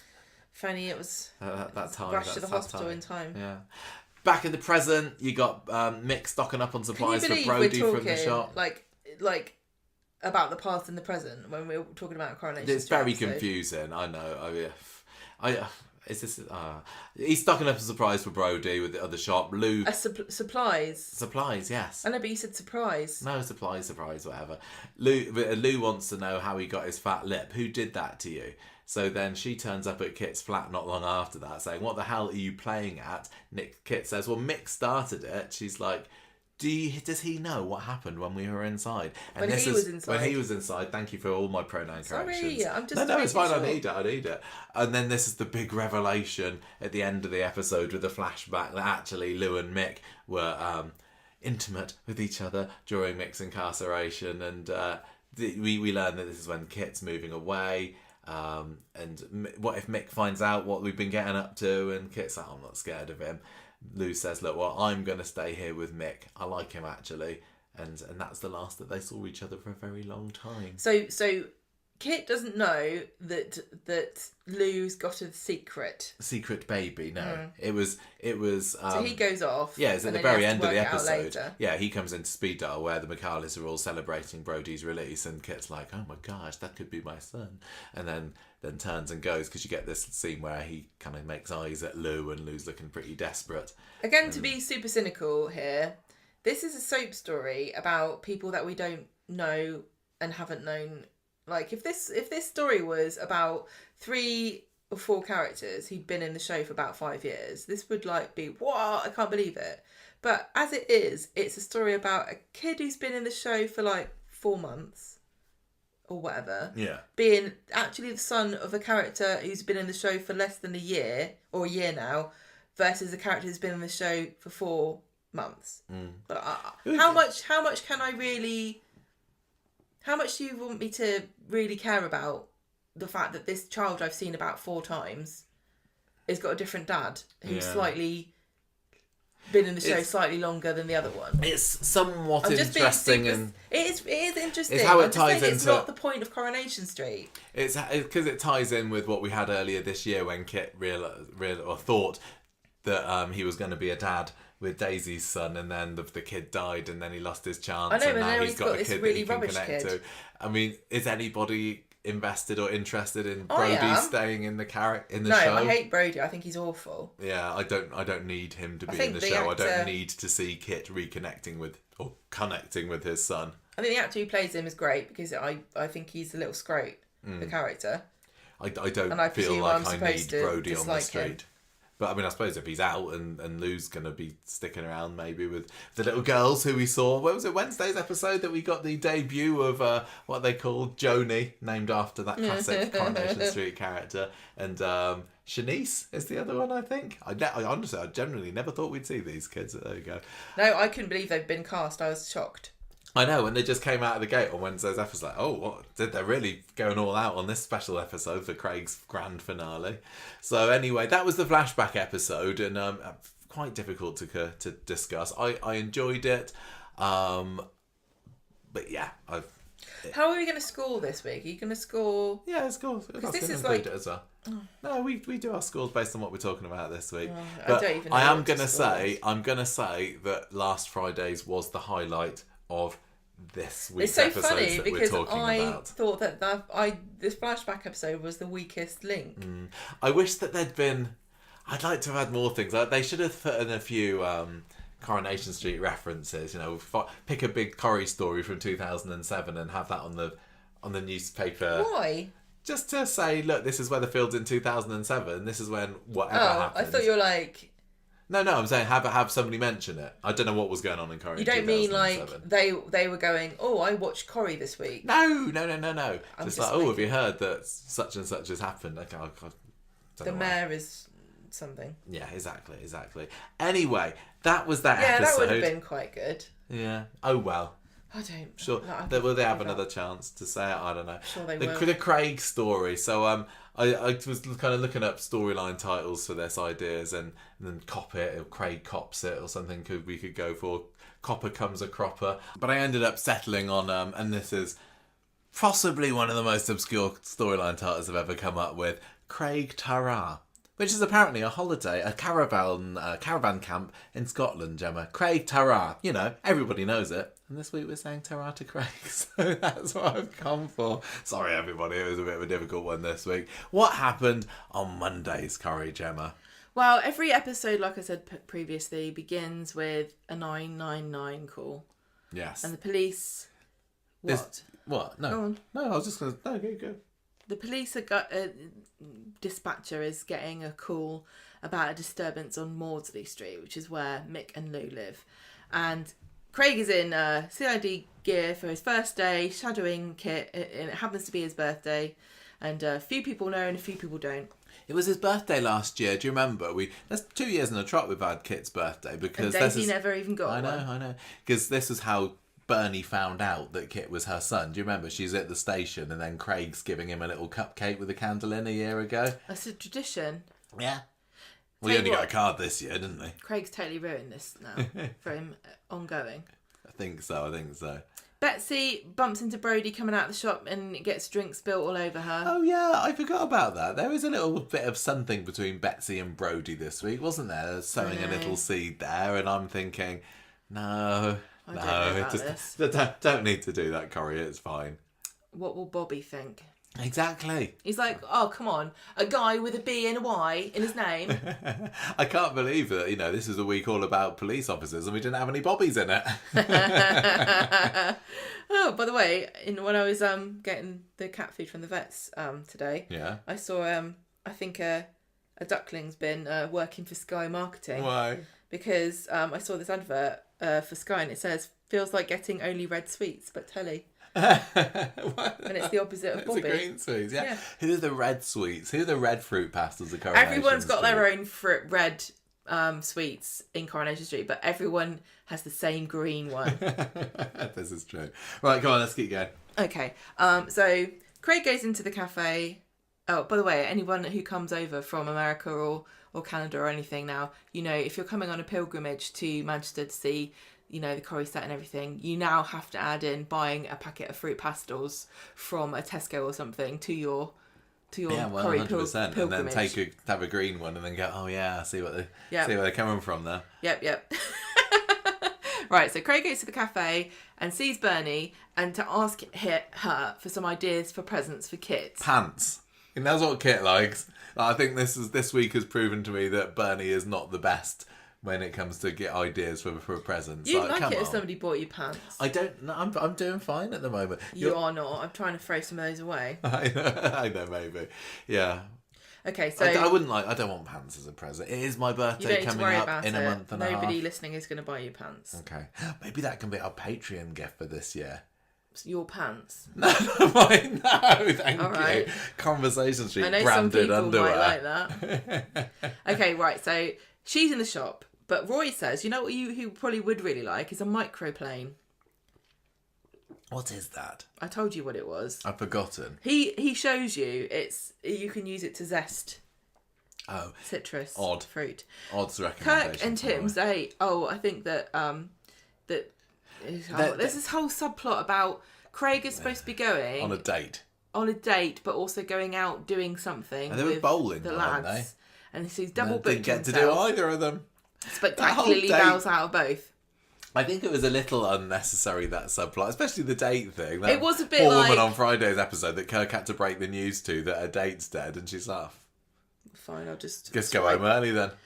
Snuggle up with a box set. This is like they tried, like the cliche in American cop shows is he was one day from retirement.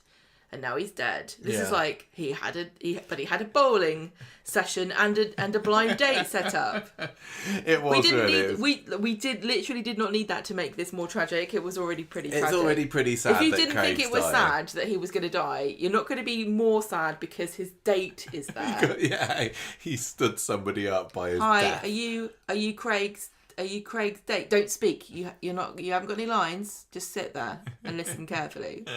Okay, so Kit catches Lou in the cafe, wants to talk about Brody because he's got this suspicion that he is actually the dad. And she says, no, end of story, Brody is mixed kid. And he tries to follow this up, but then Sarah intercepts him and congratulates him on his birthday. Because I think Craig asked her what to get him, and she was like, oh, well, for what? Oh, yeah, she didn't know, did she? No. Because he doesn't very like to go on about it, apparently. But what a weird guy. Happily tells all his colleagues at work. So she walks off, and he sees Brody come out of the cabin, goes into the shop, and he's being a cow, basically, to everybody. Yeah, to Sean, because Sean... Obviously, he knows Sean from when he tried to get him to bring drugs into prison. He nicked something, to cut a long story short, and Bernie realises what he's done and calls him out. Kit comes in and chases him, gets him to empty his pockets. Brady gives him one of the things he's stolen, but not the vodka that he's got in his pocket. Yeah, he's got some mints. And then Kit's like, what's your name and when were you born? Because he needs to work out from this date whether he's the father or not. And when he finds out that that Brody's birthday is the 31st of January 2009, he immediately realises that this is possibly, Yeah, I mean, people have said online, why shouldn't Kit? So why wouldn't Mick have realised and done the maths and figured out that he couldn't be the dad? But I think that we're supposed to believe that the conception was not too far away from Mick is not the kind Mick's of guy release date. who would number one raise a child with a woman it's not his, or secondly not bring it up all the bloody time if he knew that actually Brody wasn't his biological son. Yeah, Because he's already abusive. So if there's no reason to suspect that your girlfriend's been unfaithful while you've been away, then you wouldn't think, well, it's probably not mine then. I'm not. I've never had to worry about it. No. It's not ever crossed my mind that I could be the father or not. Yeah, exactly. Right, so Brody, he says again, is Brody my child? And she's like, no, don't bring it up. Lou goes back home, finds Brody and Mick in the yard. Kit overhears them talking about they should move, and Mick doesn't want to. Kit goes back to the cafe, sits with Craig. Craig gets this birthday cupcake with a candle, but when he goes to give it back to I forgot that happened. Kit, he's gone, and he's rushed off to have a confrontation with Mick. And Kit's basically lecturing Mick about being a bad dad, and Mick's not very happy about this. And he says, you still owe me one. Stop having a go at me. And he says, I've got, my life's brilliant. I've got a fit wife. I've got 3 great kids. He says, what have you got? He says, I've got a fit, loyal wife. And it's like, really, that he would happen to choose that adjective just because we know that she's not at all. And so Kit's like, she is fit, but she's a skank. Yeah. So figure it out, mate, he says. Bernie comes in and was quite clever in realising that was fun. Much better detective than Craig could ever hope to be, and now he's been cut short. Yeah, wasn't she? She notices from the way that they had the amount the candle's been burnt down or something. She's like, I bet you Kit was here and now he's gone. Yes. Craig goes and sits in the car with Kit, and he's like, I'm so excited, I can't wait to do some police work. And he's like, get out, and I'm fed up with you. Stop being excited about your job. And that was that, wasn't it? That was the last time the they whole see each extent of their secondment adventures together.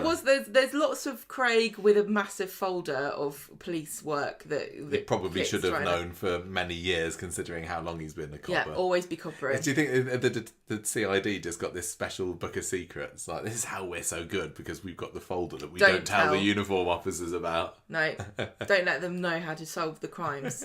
Back at the station, Swain finds that Craig's been basically kicked out.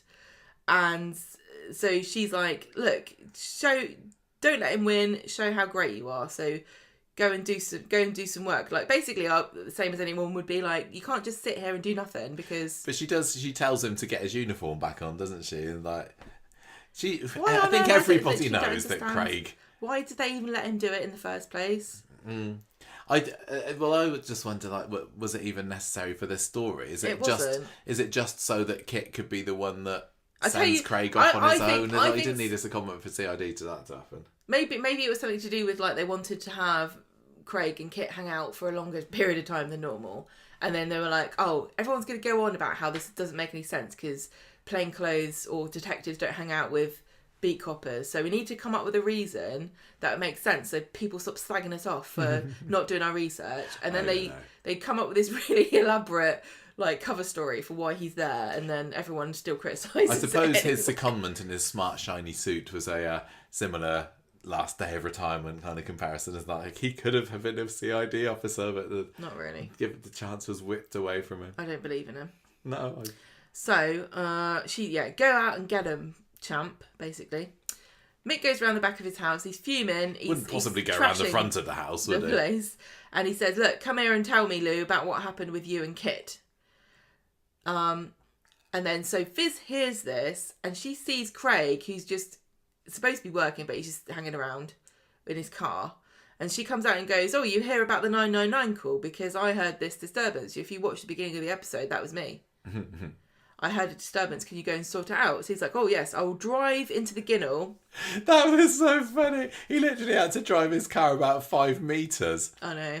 Gets out, runs to the back door. Lou answers and says, everything's fine. So he's like, okay, cool. And then he leaves. And that's why he's not a good CID officer. No. The woman, the clearly distressed woman's is like, it's fine. Who won't wink, let you wink. in the house or see her face. Craig's like, that's okay. A job well done. Yes, I am Another Britain's greatest case copper. solved by Craig. If only this week was Britain's Got Talent week, and I'd be number one there for just my brilliant detective skills. I need to go back on this morning as like Officer of the Year or something. Do you think he's going to have like a proper full-on police funeral? Is he going to have like a Union Jack over his coffin? Is Lisa going to have to wear her dress uniform? Oh, maybe. Or will they just not show his funeral? Or they'd be like, Lisa would be like, I can't believe I had to wear my dress uniform and no one will ever see it. I don't know whether they've ever had, sometimes they've had combined weddings, like with Aidan and Eva having their wedding at the same time as Jenny and Johnny. Could they just have a combined funeral with Julie and Craig? Yeah. Why not? Shove them in the same hole together. That'd save This is ITV why I a bit said of budget, wouldn't it? They should have had a tragic event because often victims of the same tragedy will have a shared funeral, won't they? Yeah. Oh, well. It's fantastic. So, Mick's... no, hang on. Blah, blah, blah, blah. Lou answers the door. Everything's fine. Craig goes off. Yeah. And Mick emerges and like, good.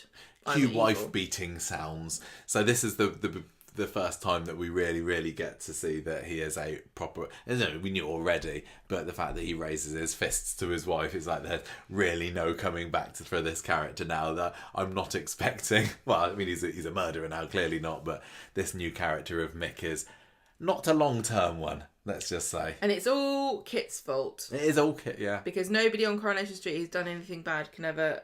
never their fault. It's always somebody else. Well, I think it's the shopkeeper's fault, really, because the customer's always right and don't say horrible things about your customers. Don't always accept money for goods. Yeah. Right, so Craig's like, hello, base. I've investigated the crime. There wasn't one. And then he hears another kerfuffle, runs off to investigate on the chart. Mick runs off and Craig goes and knocks on the door, no answer. So he goes back to base, goes, guess what? You never would believe this. I solved a case. I didn't. And the person at the other end is like, yeah, okay. Have you been reading your file recently, Officer Tinker? And then goes You've not got to the page that says about not necessarily believing what the people on the door say. The person on the phone goes up to the whiteboard with cases closed and goes up to Craig's bit and goes... just rub out that one that I put in there. Yeah, I saved you a biscuit earlier, Craig, but now I'm just going to eat it myself. Yeah. Bernie goes to see Kit in his flat, trying to get him to open up about what's going on, and he eventually tells her that he thinks Brody is his son. And Bernie never thinks about this again. No, this is something for next week. Maybe, oh God. This is next week's problem. Can they I just want to give this story a rest for next week. I know it's not going to happen. I know. Give it a rest, literally. Brody approaches Betsy in the street, having heard what her name is from Kirk. And he wants to know whether she's going out with Dylan, and she's not interested in talking to him, but he's like following her around and stuff. Then Kit goes back to the station and Swain's like, why were you such a dick to Craig? You're so horrible to him. I know what he's like, but come on. It's supposed to be setting an example. Right on cue, Brody gets brought in because he's been found with booze. And he's horrible to Kit, who then tells him to take him in to whatever. And I'd forgotten that when we were watching today's episode, I forgot about Brody being in there. That did lead to quite a satisfying moment in Mick's interview, though, to be fair. I know, but this is what I was saying to you, Friday's episode, where Mick gets arrested. No normal soaps before the last two years or so, before we got all our coppers, who we all love, on Coronation Street, the ending, the triumphant ending of a story with a villain was they got arrested, and you never heard of them again unless they wanted to do some kind of important court scene, whether you're not sure if they're going to go get them down or not. But instead we had a whole prolonged interview scene with him being questioned, and they're a lot more regular now than they ever were before. Oh yeah, there's tons of interview scenes on Corrie these days, yeah. Exactly. Yeah. A really great episode of The Bill. So what happens? Then we got so Sean hears about the to-do in the Ginnel, and he's like, no, I should have reported Mick beating him up yeah, because yeah. I think he's now beating Lou up, and it's my fault because I didn't, I let him get away with Mick could have got being violent. So Mick is parked up in the precinct, getting a bit drunk, and he's got this baseball bat on the passenger seat, and he's crying. Lou's calling him on the phone, going, "Please come home, we can sort it out." And you weren't even watching this. Oh yeah, this is the one because I texted you and I was like, "Oh, it took me about a minute to realise that she had blood dripping down from her." I was like, you you need to watch it from the beginning, this bit, because what the context of her saying we can sort this. If you only heard that and didn't see her face, you would get a completely different. I did. It's not the Archers. So yeah, she's got blood dripping down her face, and she's like, it's clear from watching this that this is not the first time he's beat her, and the first time she's begged for him to come back and made excuses for him, and she wants to keep the family together. Her and the girls, and Brody's your son, and please trust me, it's the truth. And he doesn't believe her that Brody is his son. He gets even more angry, and he says he's going to find Kit, and he drives off again. Later in the cafe, Roy can see that Bernie's distracted, but she doesn't explain why. And Gemma comes in and asks her about Lou. And everyone's like, oh, everyone's looking for Lou because they're all worried that Mick's been attacking her. And then Gemma goes to the station with Sean. Sean's there already, panicking about being a flip-flopper, doing a hokey-cokey statement. Oh, yes. That was quite funny. I like that hokey-cokey statement. And Swain's taking this statement back or whatever he's doing. So Kit goes into the cafe and Bernie sits with him and says, you need to wait. This is my advice. Don't do anything about this baby bombshell. Wait and see what happens. Does Mick know about this? And Kit says, if he did, I would be a dead man. And Bernie tells him about the fact that Gemma is worried about Lou because of Mick's violent behaviour. So Kit calls Mick, who's driving around Weatherfield, still very drunk and still very angry. Oh yeah, this is another little nice location shoot, wasn't it? I'm going to say this was unnecessary but pleasant, because this was all filmed up by Chimney Pot Park, which was what they used to use for the Red Wreck back when they actually went to the Red Wreck on Coronation Street. They had Heaton Park and Chimney Pot Park, and we've been there a couple of times as well. Chimney Pot Park is quite fun. Yeah, it's quite nice to recognise those roads, and they didn't really need to do it.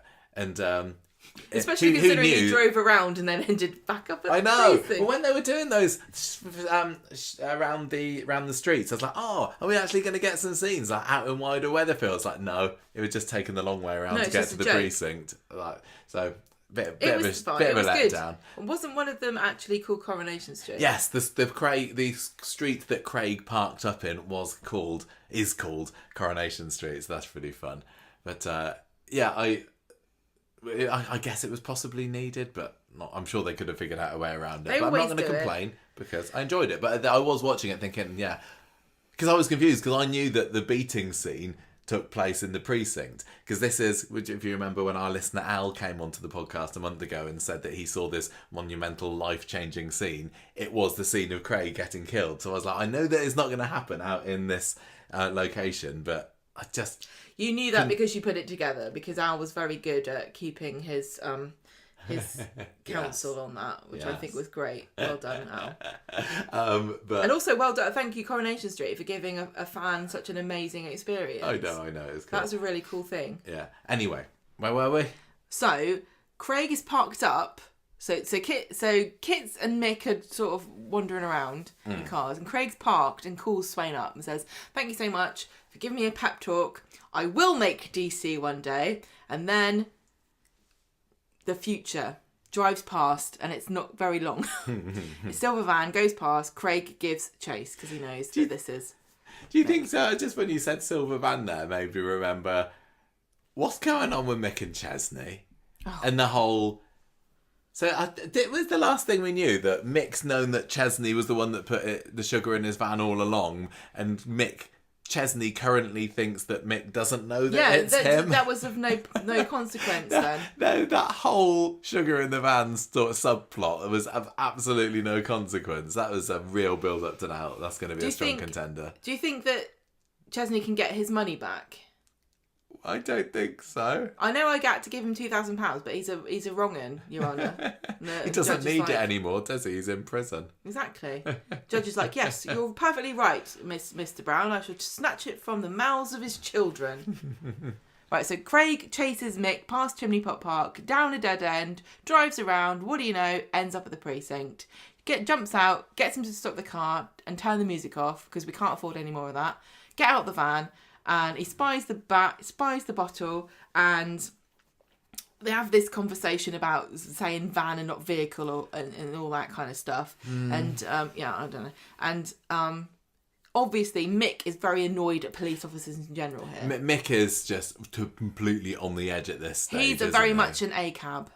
A what? All cops are bastards. Oh, yeah, totally. He's very feeling that. He's not into it at all. But, Coronation Street this week was a bit of propaganda, wasn't it? Propaganda. Yeah, that's right. I know all the buzzwords. Right, so get out, and Mick's like, "Oh, coppers are fake, so I shouldn't have to do what you say." And Craig says, "How did you get those injuries on your hands?" And Mick's like, "None of your business." And then Craig gets the breathalyzer, and he's not cooperating at all. And Craig says, "I'm going to have to arrest you, I'm afraid." So Mick grabs the bat, and Craig gets his little baton, doesn't he? Yeah, gets his ass back. Snaps it out, and they kind of like...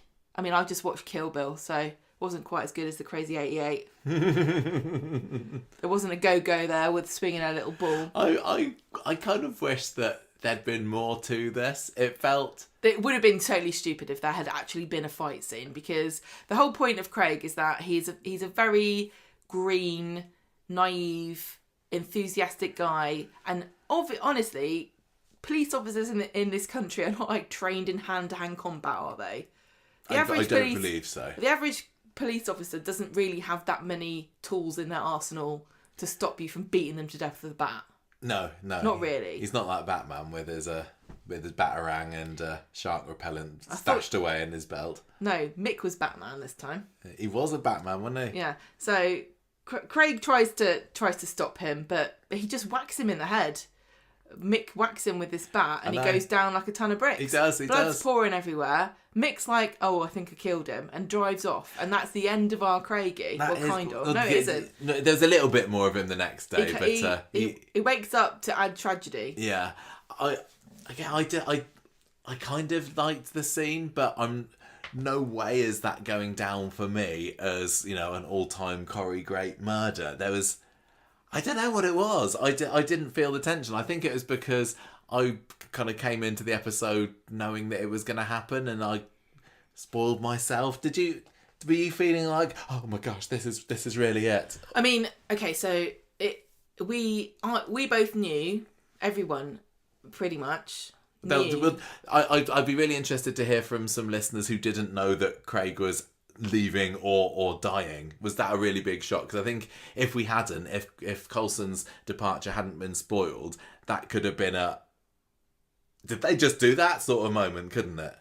Because I knew that he was leaving and that it was happening this week, I was thinking, kind of like when Imran died, I was like, it doesn't really make sense that he'd end up in hospital and go, I'm leaving the show, I'm leaving Weatherfield. Like, I was thinking maybe there's a chance that he could wake up and go, I can't stay here, I'm going to live with my mum. Yeah. But I was like, it couldn't happen in the space, like he's so desperately ill in hospital. He can't wake up by Friday and get his little knapsack on a stick and toddle off to wherever, Norwich or whatever. So he's going to die, isn't he? Mm. That must be it. I did hold out a naive hope, the same as I did with Imran, where I was like, maybe it'll be all right. Maybe it'll be all right. I mean, comparing to Imran's death scene, and there isn't that much comparison. That did kind of come out of nowhere, where he just dropped dead, didn't it? But I think that the scene where they were crashed and then he was getting out of the car and there was rubble falling around. Oh my God. That to me was just a little bit more dramatic and epic than a 2-man showdown, and then the bat around the head and then down. There's something to be said there was nothing wrong with any of the performances. I think it was because I was just waiting for it to happen in the episode that it didn't feel shocking enough. And there's something to be said for a slight kind of anticlimactic sort of thing where you realise how fragile people are. I suppose so. I'll tell you one thing I did like. I don't think that it was played up enough for it to really be effective as that either. I liked having I like the wound on the head. I thought that the makeup department did a good job of that, because that looked nasty, didn't it? That baseball bat mark on Craig's head, and the blood was great.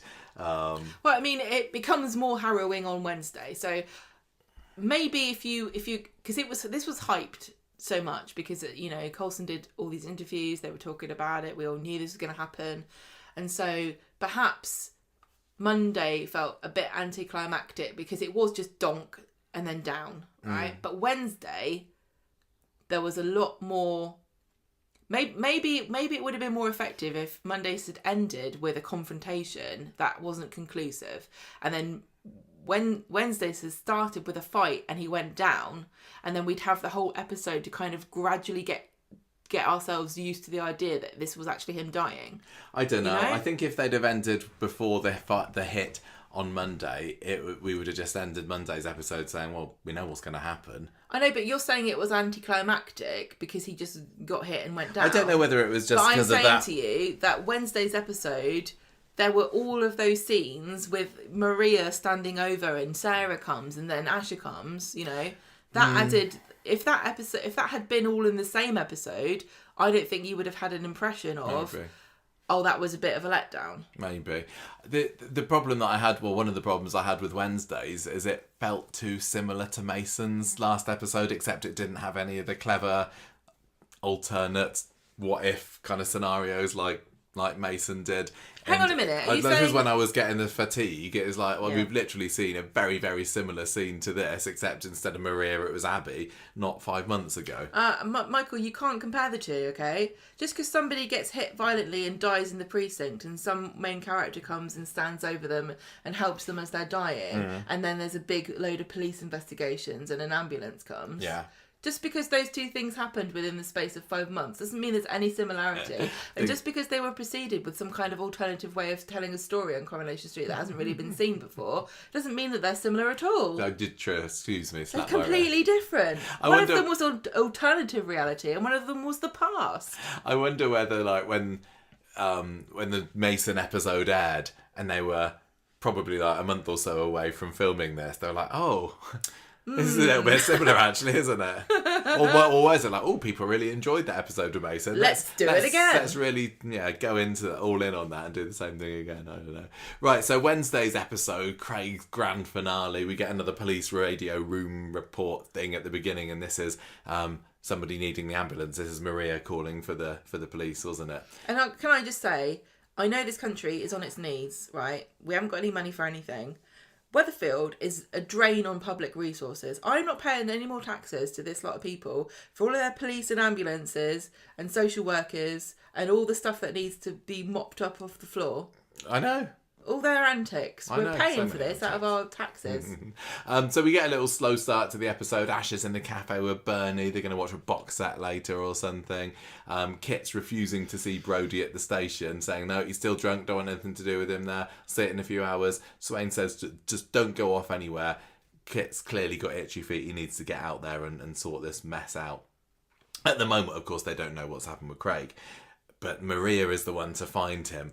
Of course, it would happen to be a main character, and who should just be passing by, but more main characters who should pop out of the ambulance to sort Craig out. Another main character. It's lovely Asher, and hasn't she come on well? She was the one that was counting to put him on the bed in the hospital and everything. This doesn't bother me at all. It doesn't particularly bother me, but it does just lead me to think, more hospital scenes to come, I suppose. But yeah, I was just as happy to see Asher, to be honest. She's putting him on his back, checking his pupils, asking him if he was hit, but he can't really talk. He's still vaguely conscious, isn't he? But, with a blow to the head like that, you're not going to be thinking too straight, I tell you. At the pub later, Gemma is telling Bernie and Chesney about how she's been terrified of Mick now that she's corroborated Sean's story about Mick beating him up in the ginnel that time. She wasn't with Mick all that day at all, but now... I've got a target on my back. He's going to come after me. Bernie says, look, well, she's going to have to go through me first to tell you. Then they start to talk about how they feel sorry for the Michaelis kids having a dad like Mick. And Gemma's also somewhat worried about Lou. Craig turns up at the precinct next.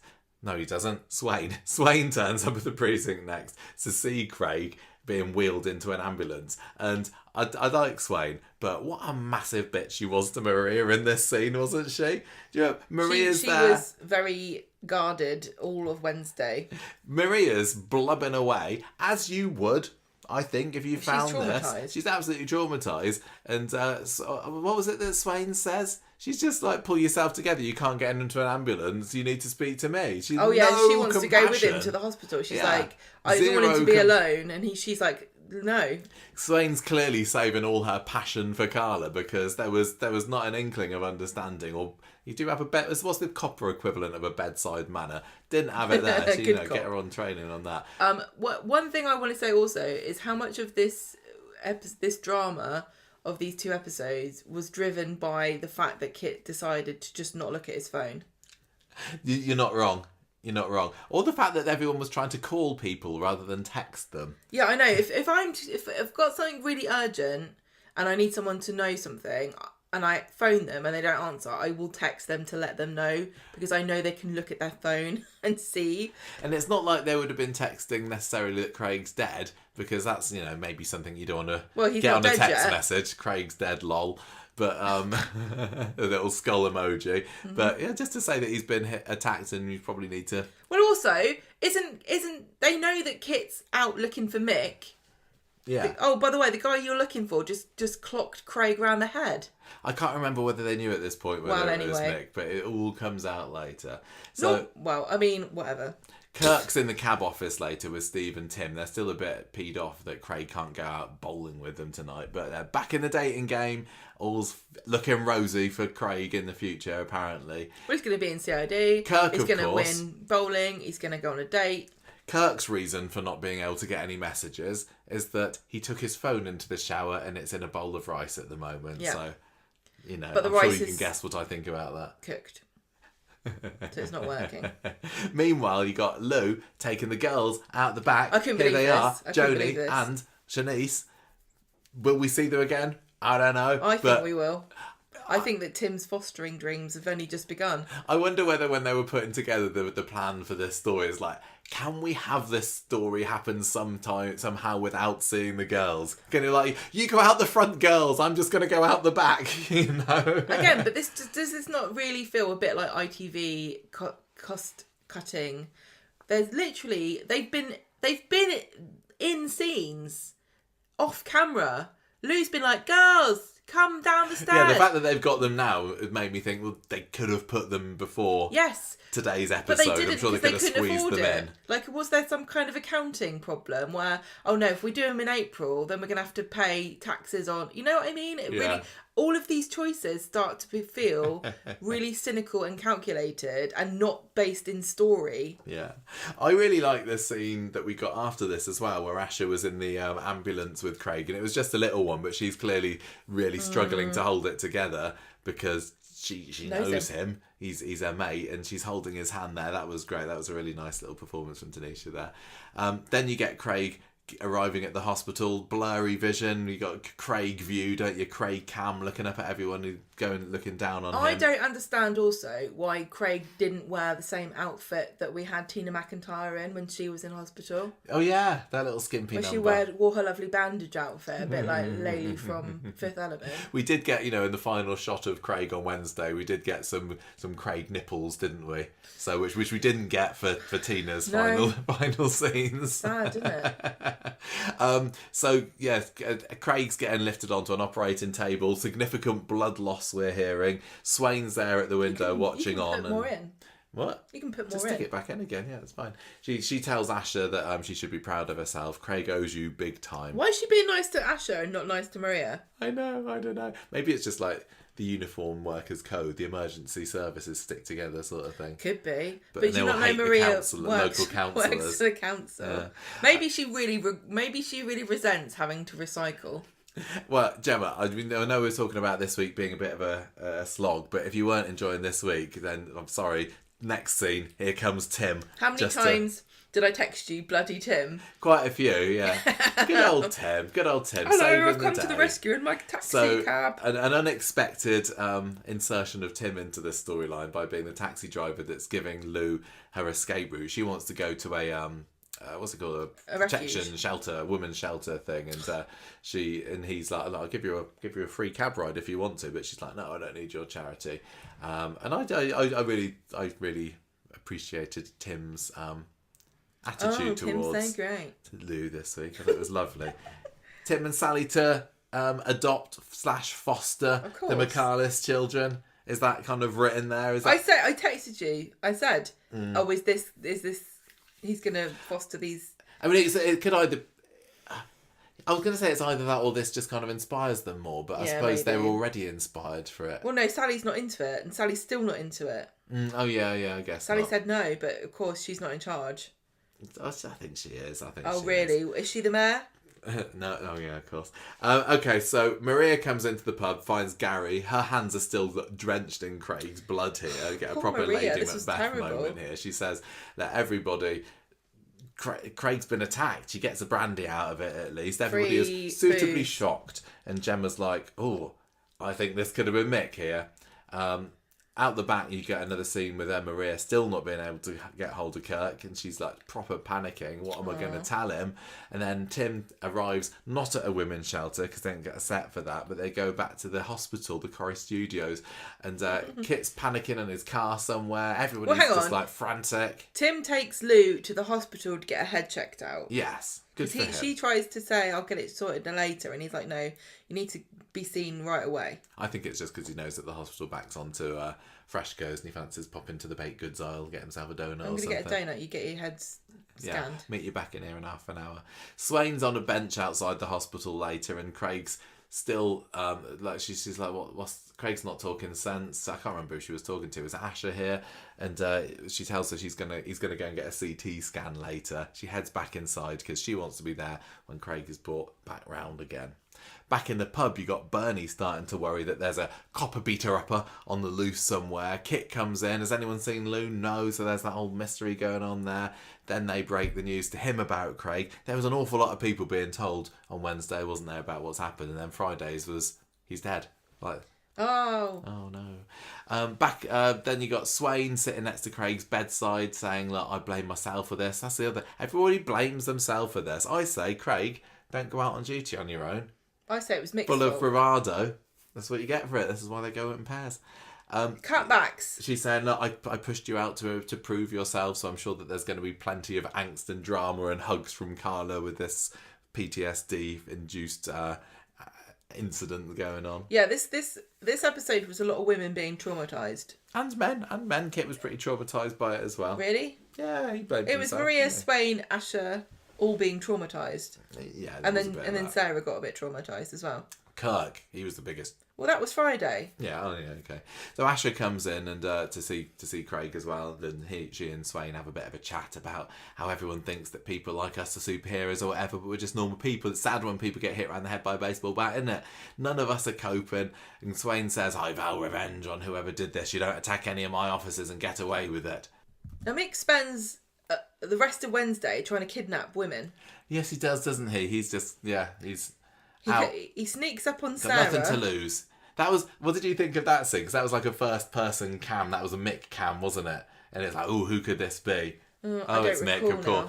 It was really just reduced cast all week this week, wasn't it? Maybe that's how they were able to afford to go out on location quite so much, because they had a really tiny cast for the rest of the week. I don't mind it being tight, but it's one of these cynical things that feels like it wasn't done for a story purpose. And just to be clear, I completely understand that the entire history of Coronation Street has been compromising, based on availability and budget and all the rest of it and limitations, but it just feels like very, very much more obvious now than it ever has been. Yeah. So Mick's saying, where's your boyfriend? And she tries to get rid of him, and he's like, no, I need to find out where Kit is. He needs to see Kit and teach him a lesson. I felt a bit like I had been hit over the head with a baseball bat this week too, because I kept forgetting that Craig and that Kit and Sarah were going out. Did you? I know, I kept being like, who's her boyfriend, Gary? No. That's... I was just by this point of the week, I was just really feeling the drudgery of it. And I'm really sorry, but I didn't mind. I was like, oh my god, this is too heavy. I don't mind it when there's one story that lasts a week, which they don't do very often, and it makes it feel a bit different. But the content of this story just wasn't clicking with me, sadly. This is just a preview of where we're going to score at the end, but this is just a preview of my thoughts. If this was the bill, I'd be going, this was a really great week of the bill. This was like really fantastic. I thought this was great. But it's not. Yeah. So he's telling her to call up Kit, put it on speakerphone, but then David... Well, I can't remember whether David... Was he already there or did he walk in? But he just pops out of nowhere. He's like, hello, I'm my big brother now. And he pretends to be phoning the police, reporting Mick, and Mick scarpers. And that's the end of that little thing. So he has to go and find some other poor damsel to kidnap at that point. Over at the pub, you got Kit blaming himself as well. Everyone's kind of camped out, aren't they, in the pub? All of the other characters are isolated in the pub. Jenny's going to be like gutted that she missed out on the gossip, isn't she? Like, nobody's talking about this at the cabin. So they're all chatting about the gossip, basically, aren't they? Maybe Jenny's going to get the gossip when it does get made, put on the front page of the Weatherfield Gazette. She can sell it. Yeah. And Kit is blaming himself, and they're all talking about Craig and worrying. And Sarah calls Kit and he hears that, Mick's on the loose. Yes. Back at the hospital, you got no change for Craig. Still waiting for the CT results. They might have to operate on him. Got a swollen brain. Just to be really mean, they're like, we did a CT scan. We're not convinced that he does have a brain. So we're just going to have to do it again. Have another look. That's mean. Again. I didn't mean it. Poor Craig, R.I.P. So... Swain gets a call saying that Lou's AWOL as well, and then she has to go back to the station, so she leaves Asher with Craig. Tim, meanwhile, he's at the hospital. Oh my gosh, it's just hospital police, wasn't it? At least the other one was the pub. Yes, that's true, that's very true. Tim's waiting at the hospital with Lou and the kids, worried guy, and he offers to look after them while Lou goes in with a nurse, and this is kind of the beginnings of, Tim, he could... quite get a taste for being a kind of a dad figure, and he was lovely. He was making jokes, wasn't he, and offering to get him chocolate. He was being actually quite funny and saying things. I can't remember what he was saying. No, he was making silly jokes and saying things about chocolate. But... Yeah. Then you got David and Sarah still trying to find out why Mick was so determined to see Kit, and Sarah's like, well, Mick did have blood up his arms. That couldn't have been Craig's, could it? So she has to kind of break it to David about the beating, everything that's happened there. Then Kit comes in, and he's just being incredibly evasive to Sarah about what Mick's beef with him is. And he says, look, I feel guilty for leaving Craig alone, but oh well, off I go. Well, they have a little cuddle, don't they, on the sofa, and kind of David kind of walks off like, ugh. So in the hospital, Lou is telling the nurse that she has got the reason why she's got this wound on her head is that she slipped and fell while she was putting glass in the bottle bin, and the nurse is like, what about those bruises? And she's like, stop asking annoying questions. And the nurse says to her, look, I can set you up with some help if you need it. And Lou's refusing, and then the nurse is like, what about your daughters? Do they need any help? And she's kind of a bit offended by this suggestion. But clearly that could be where his abuse goes if it's just so then we get Asher, don't we? Because Craig's waking up at this point, and this was the last chance hope that maybe he'd be okay. But I thought that Coulson did a really good job of this, because he wakes up and he's like, his eyes are like open wide with fear. It's like, oh my gosh, there's something wrong with me. This is really awful, because you don't know what his brain. No, what is he thinking at this? How is his brain processing? Does he know anything? Is he just feeling pain? What's happening in his head? Yeah, does he know what's happening and it's fear, or is he scared because he doesn't know what's happening? Oh, it's horrible. No, it's absolutely terrifying, and I thought that was Coulson did great. Really great episode of Casualty. Then you got more station stuff. Swain's filling kitten on Craig's latest movements. Not his... That makes it sound like he's sent to the toilet and collected that. Swain's like, I've got this leaflet. I've got this. I've written down here. He was in the toilet for 10 minutes at 9 o'clock. This was referring to the fact that he went to Maudsley Street earlier and went around the McCarley's house, and he's telling her about Mick being at Sarah's flat looking for him. Is this the reason that you dumped Craig? Says Swain, but he's like, no, I'm not telling you. She needs filling in on more of the details. Didn't Craig kind of dump himself? Well, no. Kit told him to bug off. I know, he but just had a fight with Mick. But isn't that sort of like the sort of kind of test to see whether Craig really wanted to be in CID or not? Yeah, he failed. If he really wanted to be in CID, he wouldn't have taken no for an answer, would he? Yeah, that's true. And this is when he opens a birthday card from Craig as well, just for the extra tragedy. Jess arrives at the hospital. Like, really looking forward to spending the day with my bestest friend in the whole wide world. Can't wait to be a policeman. The future looks bright for me, Craig. Yeah. You got Jess arriving at the hospital next. Officer PC Jess, who's probably been in about 15 episodes. I love Jess. I think she's great. I don't know why, because she's a solid lass, that one, isn't she? She has got no personality. Oh, yes, she does. Does she? No, I like Jess. I can't remember. Have a personality. It's nice when she turns up. She's like, I heard that Swain got made into a main character. Yeah, I think she is. That's why she's coming back again, isn't she? What about Jess? There's upgrade options here. What about Jess?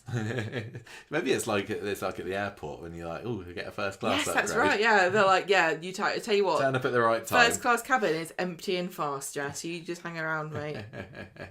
Yes, Jess is there and she recognises Lou and wants a word with her. And Lou kind of very shiftily says that she just needs to go and tell the nurse something. But this is her cue to skedaddle because she don't want to be talking to no coppers right now. So back in the pub and everyone's just feeling incredibly distrusting of Kit. And then Kurt comes in talking more about his phone bin and rice or what have you. And Maria has to tell him about Craig. Oh my gosh. Lou ends up in the hospital car park, which is a bit of a twist, wasn't it? Having that extra meeting together. Yeah, right next to William Roach's car. It was, yeah. I don't know what car, I can't remember. He admits to her. I enjoyed this scene because I thought that literally once she went on the run, we would not get a Mick and Lou scene again. But she hasn't gone on the run. No, she's still in Coronation Street on Friday evening. No, she went on the run from the house. She went running to a women's shelter, a refuge, and I thought that'd be it for them. The way that she spoke to Tim about it, it was clear that she'd done this before, and I can't remember how many times women in a abusive relationship, there's a kind of statistic about how many times they attempt to leave before they actually succeed. Oh, right. And it's something like 6 or 7 times. Oh, so okay, she clearly, they've both done this before.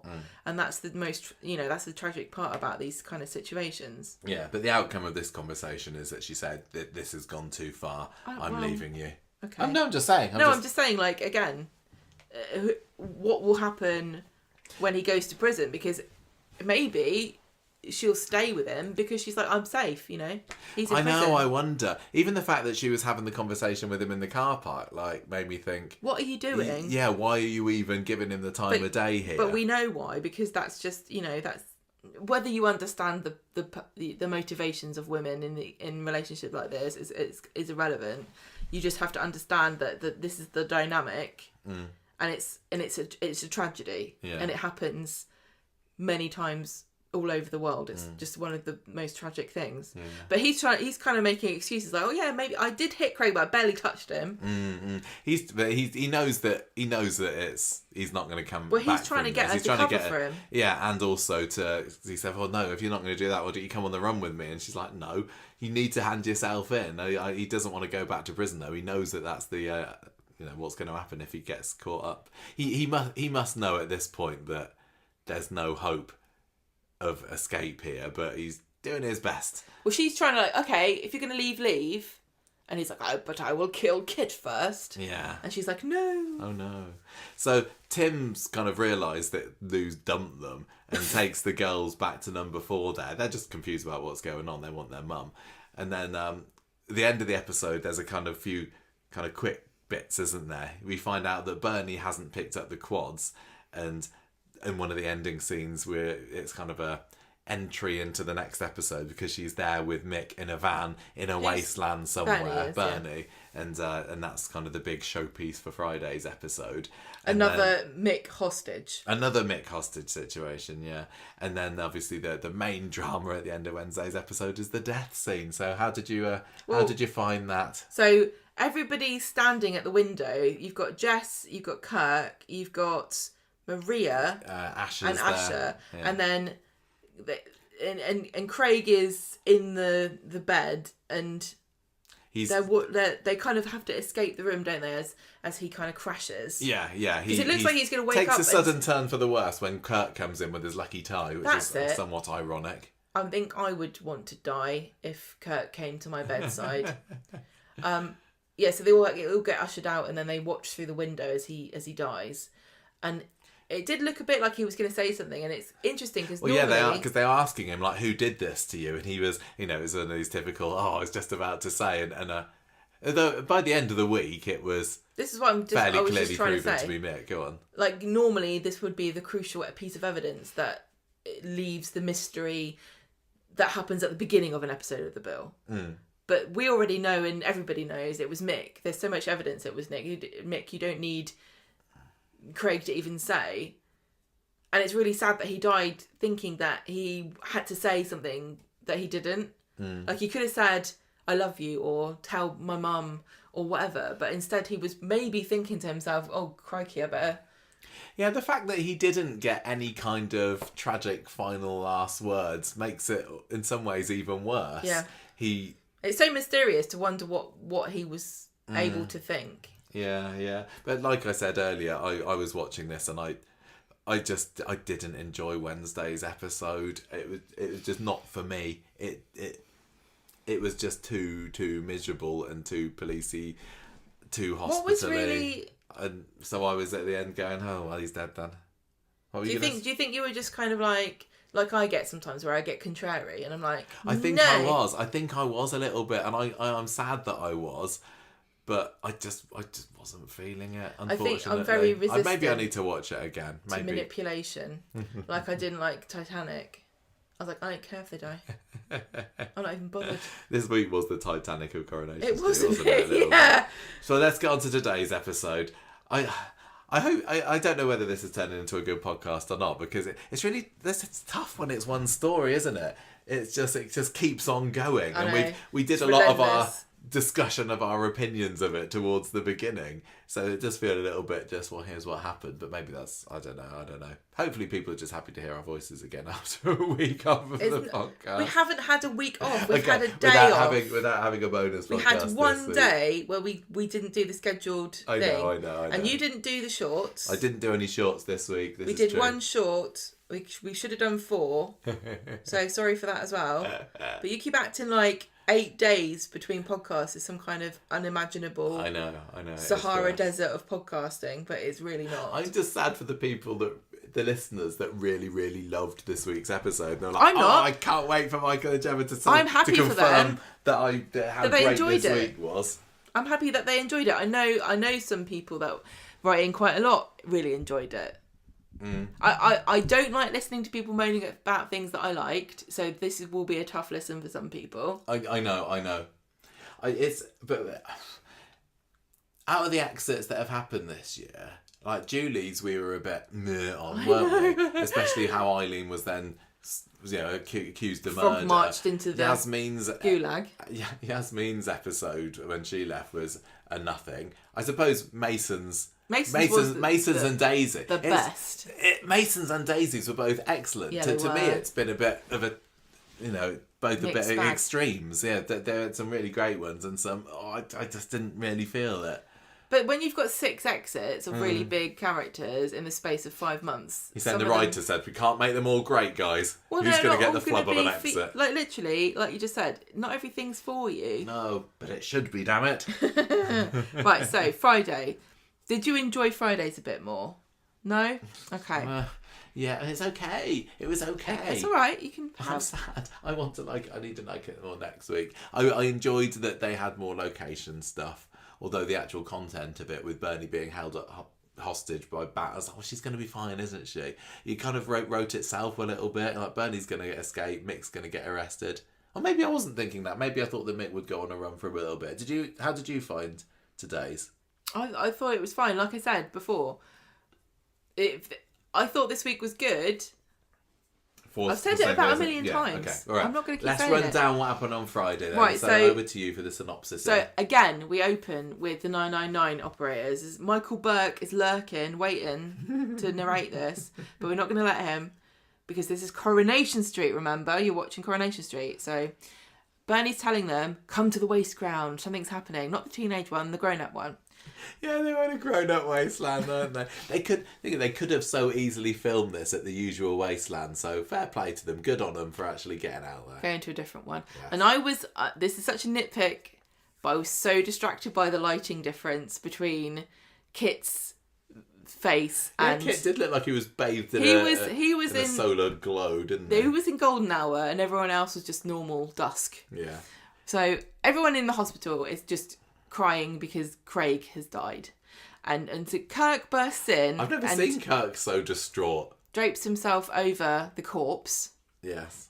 He tries to. A la our R. Kelly. R. Kelly and a dead mum. Well, he doesn't. He goes for a hug for a little bit, doesn't he? I thought that they did a good job making up Craig's corpse. Not that I've seen too many dead bodies, but he had like blue around his lips and everything. They proper made him look proper poorly, didn't they? He's a bit sick. And this Friday's episode was your annual reminder that Kirk and Maria are indeed brother and sister. Yeah, so they cry in each other's arms.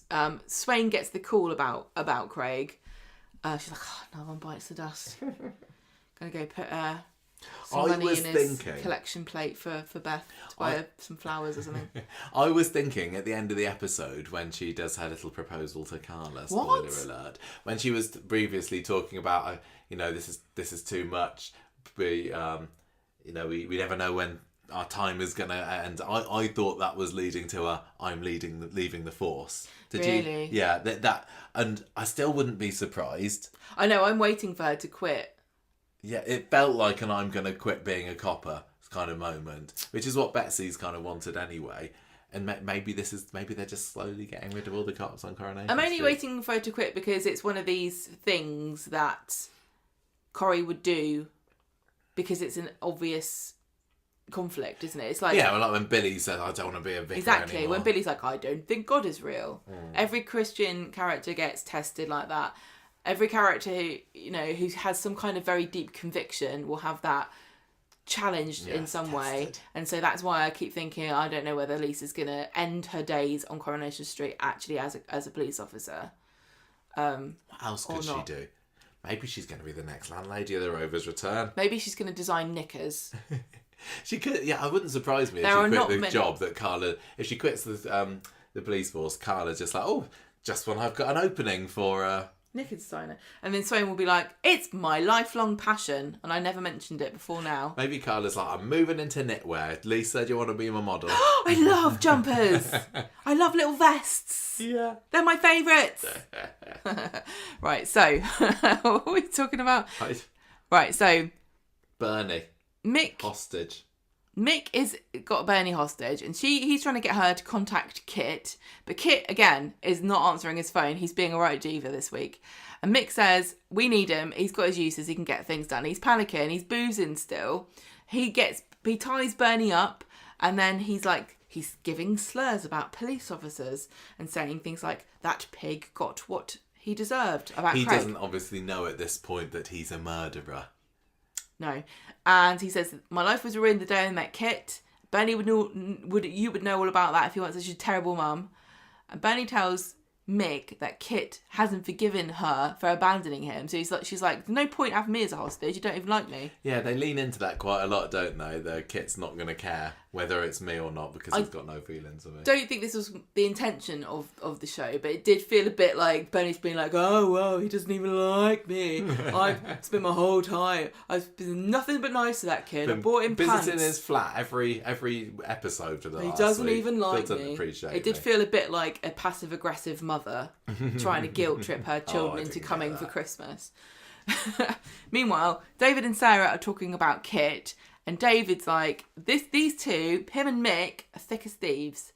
And Sarah's like, maybe you're right, but I'm not going to let on that you convinced me. I hope that Sarah does give him the old heave-ho soon. Why? Do you think that with all of this, with all these 4 episodes, is this more likely to be leading to a redemption for Kit, or is it signing his death warrant because I feel like Kit's got a lot of potential long term, but all of this stuff reminds me of what happened with Gary, where he went through this kind of series of unforgivable things that he did, and then the show went, oh no, he's not a villain. He's the main character. I just feel like soap justice needs to catch up with Kit at some point. But soap justice doesn't exist anymore. It doesn't exist on this show. Maybe that's why Swain wants to leave. The force is like, I've lost my faith in Lady Justice and soap justice. But this is why Kit is bent for justice, because you've got to bend some rules to get the results now on Coronation Street. It doesn't happen naturally. There's no law of nature when it comes to people getting their just desserts. There's no place for me here. Yeah. Right, so Lou eventually gets to Sally and Tim's house, and she says that she was trying to look for Brody, and Brody's just in the police station. He doesn't believe her. She tells him that when people like me talk to the police, it does not make things better. Then she starts panicking because she still doesn't know where Brody is, and Mick's out there, and she asks Tim to look after the girls for a bit longer. The police cars are all over the place, and Kit is asking Lou, where is Mick? She doesn't know, and she gets arrested. And then she's like, oh, when they say that Nick's killed somebody. Yeah, this is the news. I know, but she shouldn't have gasped really, because it kind of makes it sound like she was like, oh, another one? Right, so over at the wasteland, Kit finally gets in touch with Mick. And Mick's like, I got your mum. You better come, otherwise I'm going to chop her into bits. And Benny's like, oh, he won't even care. He doesn't even like me. Oh. Mick says, well, I'm going to use my lie detector bat to find out whether he likes you or not. Which is a really nice and a unique way of finding out your real feelings. I think they should start using that at Weatherfield Police Station instead of the usual lie detector test. Why not? Gary tells everybody in the Rovers about what's happened. So you got Glenda. I can't remember who else was there. I know Glenda was there. Sean. Just mostly the main characters that were involved in it. Asher was there and Kirk. Well, they turn up, yeah. Maria. And they're all obviously really sad. Kit comes to the wasteland and he is looking for Mick. And this was quite dramatic, I guess. But I was still just watching it going, new character, Bernie, who's been in it for 5 years. I wish I didn't keep thinking about the fact that these characters are so new. But Bernie's been in it for long enough, but I think Bernie's earned her place. Yeah. But again, the trouble is about modern Corrie characters is that even if you've been in it for 5 years, you really haven't had many significant storylines, not like you would have done in the day. Like how much, I just feel as though you packed way more into your life as a Coronation Street character in 5 years, back in the days when there was only 2 episodes a week. Oh. I guess. Sorry, what were you saying? Yeah, I was just going to say that if the new characters are really, really good, it doesn't matter. But I think it's because they're new characters that I'm not fussed by. For me, apart from Lou, I desperately want Lou to stay on the street, and I want this just to be the beginning of her escape from Mick and integration onto the street as a real character. I just really, really love Lou, and this week's made me love her more. It's not to do with how long a person has been on the street as an individual. It's the sheer number of scenes and big A storylines that have been given to characters that have not been in it for very long. But Kit hasn't been off our screen since he appeared, has he? He's only been in it a year. Yeah, I know. I'm making the point over and over again because I feel very strongly about it. But like, if you're going through the show, say you decided this week you want to watch Corrie again, right? And you haven't watched it for a while. Number one, you watch the beginning of every single episode of this week and you go, what is this? This isn't Coronation Street. And you keep looking through the channels. Or you get halfway through and you go, I don't even know who any of these people are. I'm not going to bother watching it. Or you watch Wednesdays and you go, well, this is Mondays again. That's what happened to me. I was just going to ask, did any of the listeners put on Wednesday's episode on ITVX or whatever, streaming, see that first scene in the police radio room and like, oh, I've accidentally put Mondays on by mistake, and then back out of it? I literally backed out to the menu when Wednesday started because I thought I'd accidentally clicked on Mondays. Even though you told me that you did that, today, when you put it on, I was still like, he's put Wednesdays on. and just to be clear, this was a really interesting way of telling the story. And with the radio room? Starting every episode this week with a similar... It didn't really bother me, yeah. No, I thought it was a really interesting and unique way of telling the story and marking this as a kind of important and different week from the other weeks. It's just unfortunate that it added to my feeling of this doesn't feel like a Coronation Street episode. Anyway. So Kit arrives at the wasteland later, doesn't he? Well, I said that already. Did you? Mick's like, he's like, where's Mick? And he's walking around, and Mick comes out, and like I said, this is where this is what I was saying. This is why I said, it would have been very dramatic if it wasn't for the fact that these two guys are arguing about something that I only found out happened on Friday, and the only reason I found out about it was because we went back in time. I did enjoy the fight. I thought there was a good contender good. For a necky thump there. I don't know. No. I'm just trying to think about. I thought it was great. I just didn't have an emotional connection to it like I would have done. If it was Jenny versus Rita, circling each I'd other, love to see that. Rita's there wielding a baseball bat with Mavis's blood on it, and then it goes do no like in Kill Bill. I'm jealous that you've watched Kill Bill. I haven't watched that for a few years. Mum wanted to watch it. Do love it. Kill Bill Volume 1, one of my favourite films ever. What about 2? No. Too much talking at the end. Too much talking. Yeah. Not enough action in that one. What about the 5? Too much deserty scenes. Palm heart exploding technique. I think that's how they need to kill off the next person that they're getting rid of in Coronation Street. Okay, right. So, Mick's there, got the bat in one hand, got Bernie in the other, 2 old bats in both hands. Had to do it. Mick pretends to like slap her about a bit to see whether Kit actually likes her, like Bernie's been saying he doesn't. And Bernie, unfortunately, is wrong because he flinches and Mick's like, I think you would anyway. I know. Even this isn't really. This is It's not best of tests, is it? If you're a police officer, you might do that anyway. And even though Bernie's saying like he doesn't care for me, the fact that they hang around each other, the fact that he knows he's her mum, he's gonna do something. He's not just gonna look, blank faced while she potentially gets beaten to a Mick. pulp. He has to emote because this is Coronation Street, and we have to see on his face how he feels. So Mick's like, help me leave the country, I need to escape. You've written, help me lead the country. He's like, help me lead the country. He's like, well, I think you'd be better than Keir Starmer, so yeah, let's form our own political party. And Mick's like, I'm going to be in Reform. What do you reckon? I reckon, probably. Yeah. Lou is being interviewed by Swain, asking about what happened with the disturbance. Why have you got blood on your head? And Lou's like, no, it's just an argument. Mick went out to clear his head. Sorry, I can't do anything about it. I can't help you. We're just an ordinary family. And then Swain's like, oh, what? Like an ordinary family where one of you's a murderer and the other one's in the cells because they were drunk. And she reveals that Brody's in the cells, and Lou didn't know. Yeah.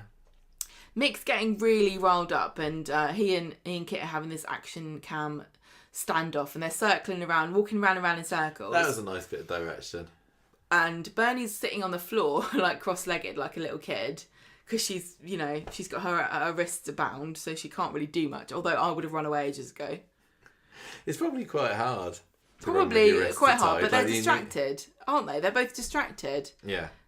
The only reason both trying to alpha male each other. Here. Anyway, Mick says, you ruined my life, and Kit says, you've taken Craig's, and Bernie's like, oh, and Mick says, no, you're lying, and Kit says, you need to hand yourself in, and Mick's like, no, I won't, and then he's like, did you write the dialogue for this episode? They asked me, and I did send that in. That's what your draft said, and they're like, that's why I'm really bitter about this, because I could have written this and they wouldn't let me, so I think it's crap. I'd have known that you were in it because you wouldn't have had quite so much Tim. No, I would have had Tim go, Tim. I know I am but a simple moron. Right, so Lou gets released from the station. Brody's still drunk in the cell, and Swain's like, "Why are you protecting him? He's going to go to prison, whether or not you say anything or what. So why carry on?" Mick's got this bat still, and he's like, "Better to be hung for a sheep as a lamb." And he tries to hit Bernie around the head, and she stops him, and then she starts talking to Kit about the this backstory. Big revelation. This was a bit cringe. A bit. So she's like, I just don't care. Before I die, you tried to contact him or not. Before I die from this bat to the head, I need you to know. So Bernie, why do you get a speech and Craig didn't? Right. So she says, before I die, I want you to know that I did try to contact you. And Kit says, I know. I remember very well that day. I've got the note that you left. And she's like, I can't believe that you do that. Why didn't you say? And he's like, yeah, it makes no sense, does it? But you didn't ask. Yeah, exactly. It never came up. Bernie runs at Kit. Mick runs up to them. Kit and Mick have a scrap.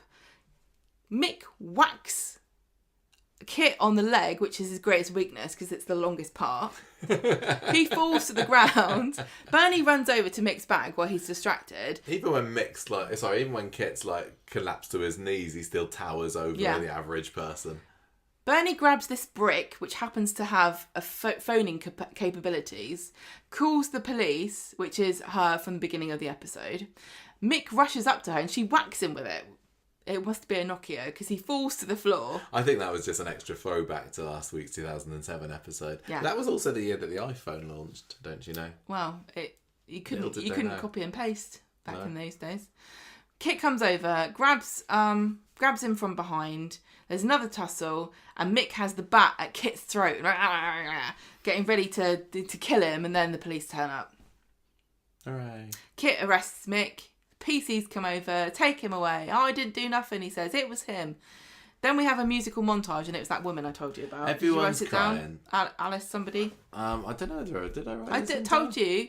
No, I literally... I did. I told you. You told me to write that down. I didn't. Sorry. Do you think I told you just out of interest? Because it means nothing to you. I'm not going to win this. You told me, but I forgot. Kim's having a cry. Alice Bowman waiting. There you go. And everyone's crying. The girls are having a cry. Sally's having a cry.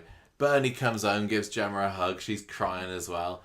Everyone's in the Rover. There's photos. I don't remember. There's photos in the Rovers. Oh, that was sweet. Where the photos at the door. They had Bethany next to Craig, and their little appearance of Bet in the corner as well. Maybe Bethany will come back for the funeral. Unlikely, I'm gonna say. They were just told on the phone. Maybe the funeral will be live streamed to Beth and Bethany and everyone else and Faye. And what about poor little, what was her name? Caitlin. You remember no one cares about Caitlin. The little artist. Yeah, I know who she is. Paddy McGuinness's daughter. They just have the music continues. There's a bloody warrant card in a bag. Kirk's crying and having to tell. I don't think that. No, that happens later. Well, he's talking about it. Yeah. Kit goes to the station and he's in the station with Lisa and he's like, "Oh, I'm sorry, I should have been with him." Then we get this interview scene, which I felt was super unnecessary unless you're making an episode of The Bill, in which case it is a very important part of the show, which is, again, what added to the feeling. I didn't mind this interview scene only because I thought it was very satisfying when Mick landed himself in hot water by revealing that his alibi was Brody, who obviously we know is banged up. Yeah, but the fact that they even had that just felt like a cop show, because he's like, she's interviewing him, going, "Tell me why it wasn't you," and he says, "Well, I was with my son," and she says, "No, you weren't, because he was here." And if you told your solicitor that was your alibi, she would have told you, because she was here with him at the time. Yeah. No, I didn't mind. I enjoyed that. All right. So whoopsie-doo, he's in trouble. And that's exactly what she said to him. He's not getting out of this one, is he? Whoopsie-doo. Although, but when he does his statement later, it looks like he is going to try and fight this. But how long is this going to go on for? You know what I mean? I wonder. At number 5, the family, where's that? What do you mean? Gemma's house? Yeah. I literally don't know. Oh, sorry, I forget you don't know. The family are all sad because Mick used to be their friend. But he wasn't though, was he? Well, no, I think Gemma was just more concerned that the fact that the person who killed Craig used to has been in the house with her kids and has looked after her kids at Well, some what? point. This is what happens when you hang around with a psychopath, and they all knew he was a psychopath. Gemma's like, good job those quads are fairly well behaved, isn't it? Because you imagine them being a bit naughty and Mick like gets out his batters baseball them. bat. Yeah. so You don't need Gemma's 4 asking kids, do you, Bernie, Gemma? That's just greedy. why is there this backstory between Mick and Kit? And Bernie says, "Oh, you should have watched it on Friday if you wanted to know." Kit will tell you. Gemma doesn't write it though. Gemma's like, "No, I can't be bothered to watch the bill." Sally talks to, oh God, Lou comes to Sally's house going, "Oh, can the girls stay here? I can't. Mick's trashed our house and I don't want them to go back there." And Tim invites her to stay with them and she does. I don't think there's any more about that I really want to say. No, I don't think so.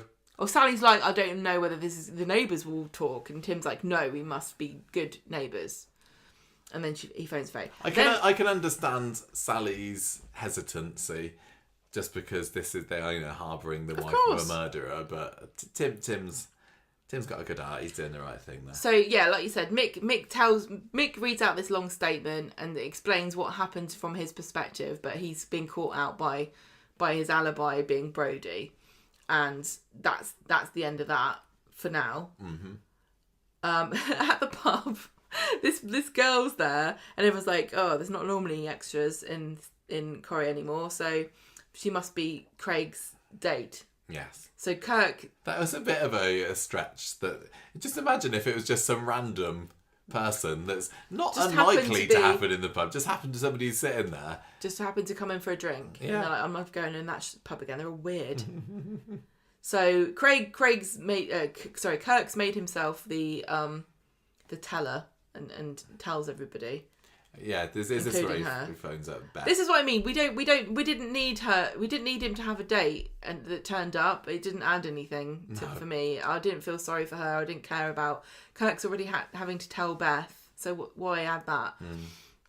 So Lisa gets home. Now she's been holding it together all week. She's been Ice Queen. She's been telling other people to shut up. It's been all week, but it's only been over the course of a day, isn't it? And she's been quite a day. She's had. And Carla's just sitting there on it, like ignoring her, going na na na na na. And Lisa comes in and she starts crying in the kitchen. And Carla's like, "You've left the door open. Oh my God, what's wrong?" And they have an embrace. And Lisa's just bursting out in tears, saying, "There's no justice. This poor kid, he wanted a family, but he was too focused on his career, and it's killed him." And she's saying, "Oh, why do we live like this? Why don't we just seize the day and do what we should do, like, and just take chances and live every day like it's our last?" And then she goes to Carla, "Marry me."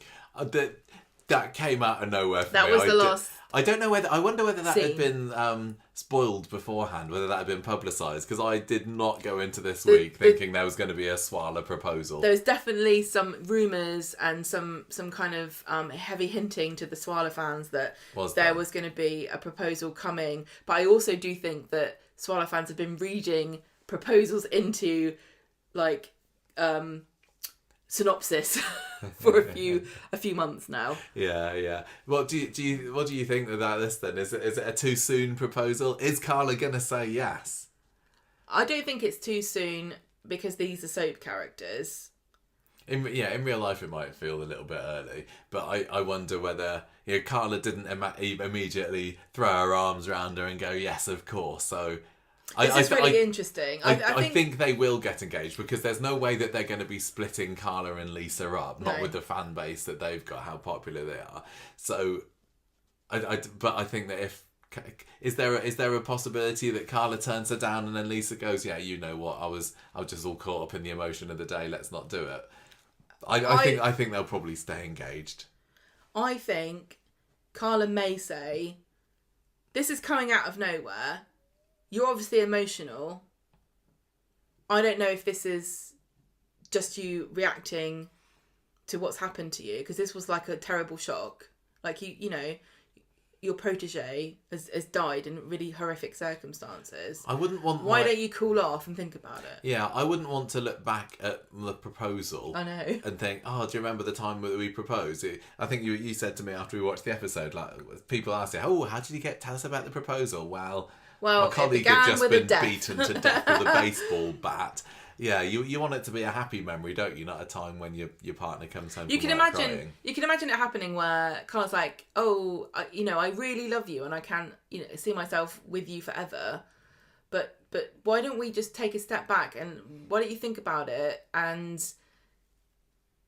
let yourself cool, calm down a bit, and then Lisa will be like, yeah, of course you're right, and then in the next week she'll be all kind of a bit cool with Carla and a bit maybe standoffish, and then Carla will realise that she does want to marry Lisa, and then she'll propose. I imagine so, because I think they're going to lean into the fact that it took a while for Carla to be able to admit that she's got admit and understand her feelings for Lisa, and Lisa was wanted Carla to get on with it and give her a snog and can commit to her, and I think that Carla's going to be somewhat hesitant, and Lisa will just kind of jump on that and go, oh, it's just, you don't love me, because they had that little wobble a few months ago as well, didn't they? It wouldn't escape my when Betsy was in hospital notice either, as if I was Carla, that Lisa has not that very long ago lost her wife in similarly violent and tragic circumstances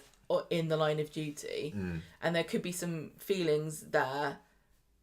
Yeah, like she's seen her. Well, she didn't see it, but like her wife died, and now Craig's died, and he had barely a life to begin with. That sounds really rude, but he was so young.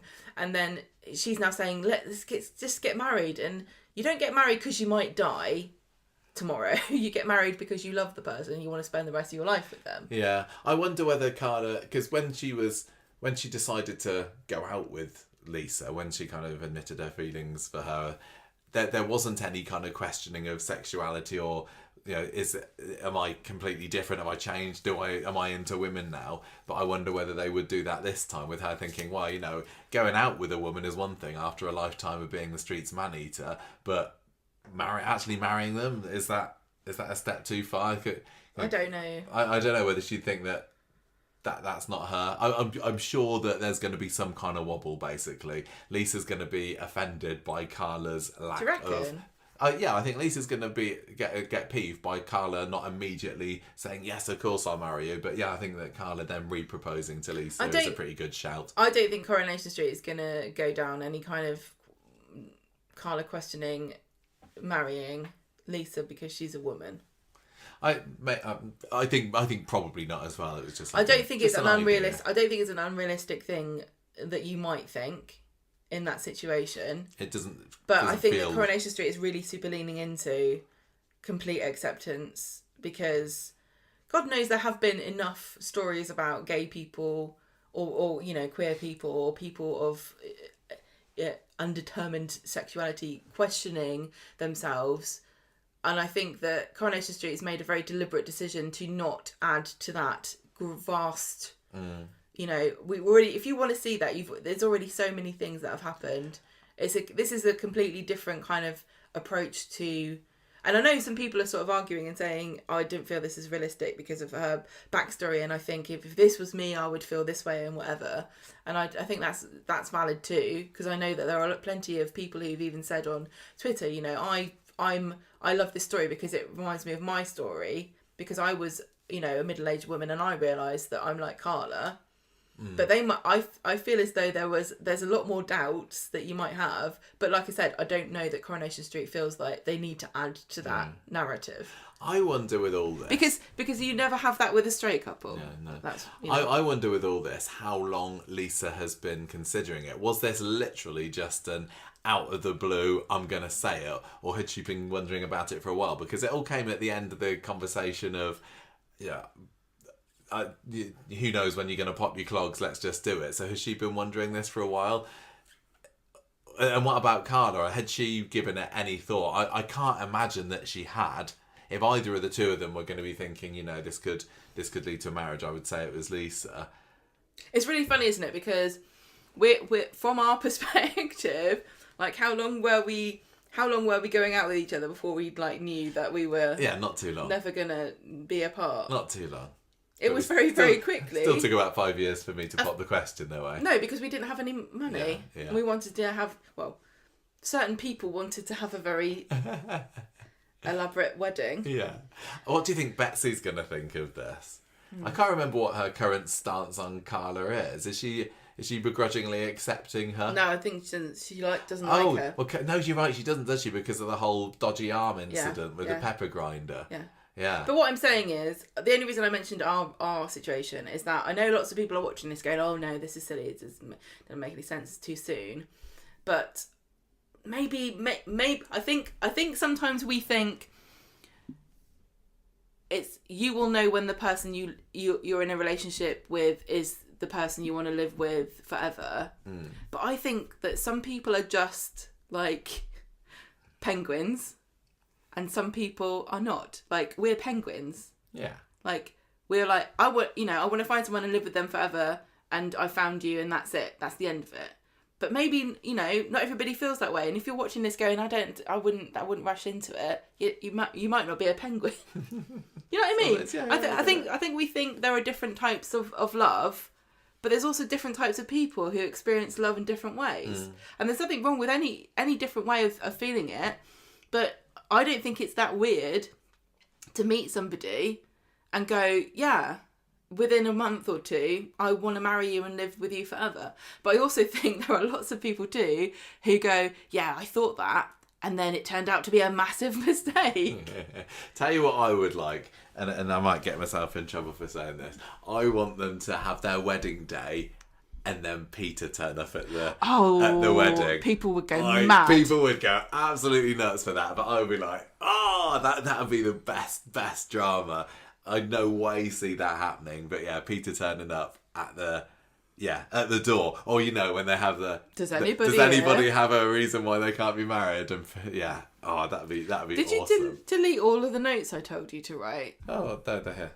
Where did they go? Sorry, I just got rid of them because there wasn't very much there. Oh. And there wasn't anything particular. No, I've already said everything. You said everything. I mean, but before, I just want to say there was another bit of plot that we haven't got to. Oh, yes, there was, wasn't there? Because I was so excited about talking about Carla and Lisa. But that was that was like, the adventure for the Coronation Street characters continues. I think that was a nice little twist at the end of the week to keep you going into next week. It was, quite often when they have the big event weeks, they'll put something in the last scene that goes, aha. Right, so the preceding scene was Kit with Bernie coming in to talk and kind of put a bit more of a, his perspective on what's happened now that the dust has settled. And Sarah's there too, and she's asking about what is this going on? Why is Mick and Bernie? What's your relationship? Why did this happen? And he says, no, I'm not going to talk to you about it. So she leaves Bernie with Kit, and she gives him a present, and it's pants. And says, don't open it now. And says, I don't blame you for pretending that you didn't know about me trying to contact you. It's stupid.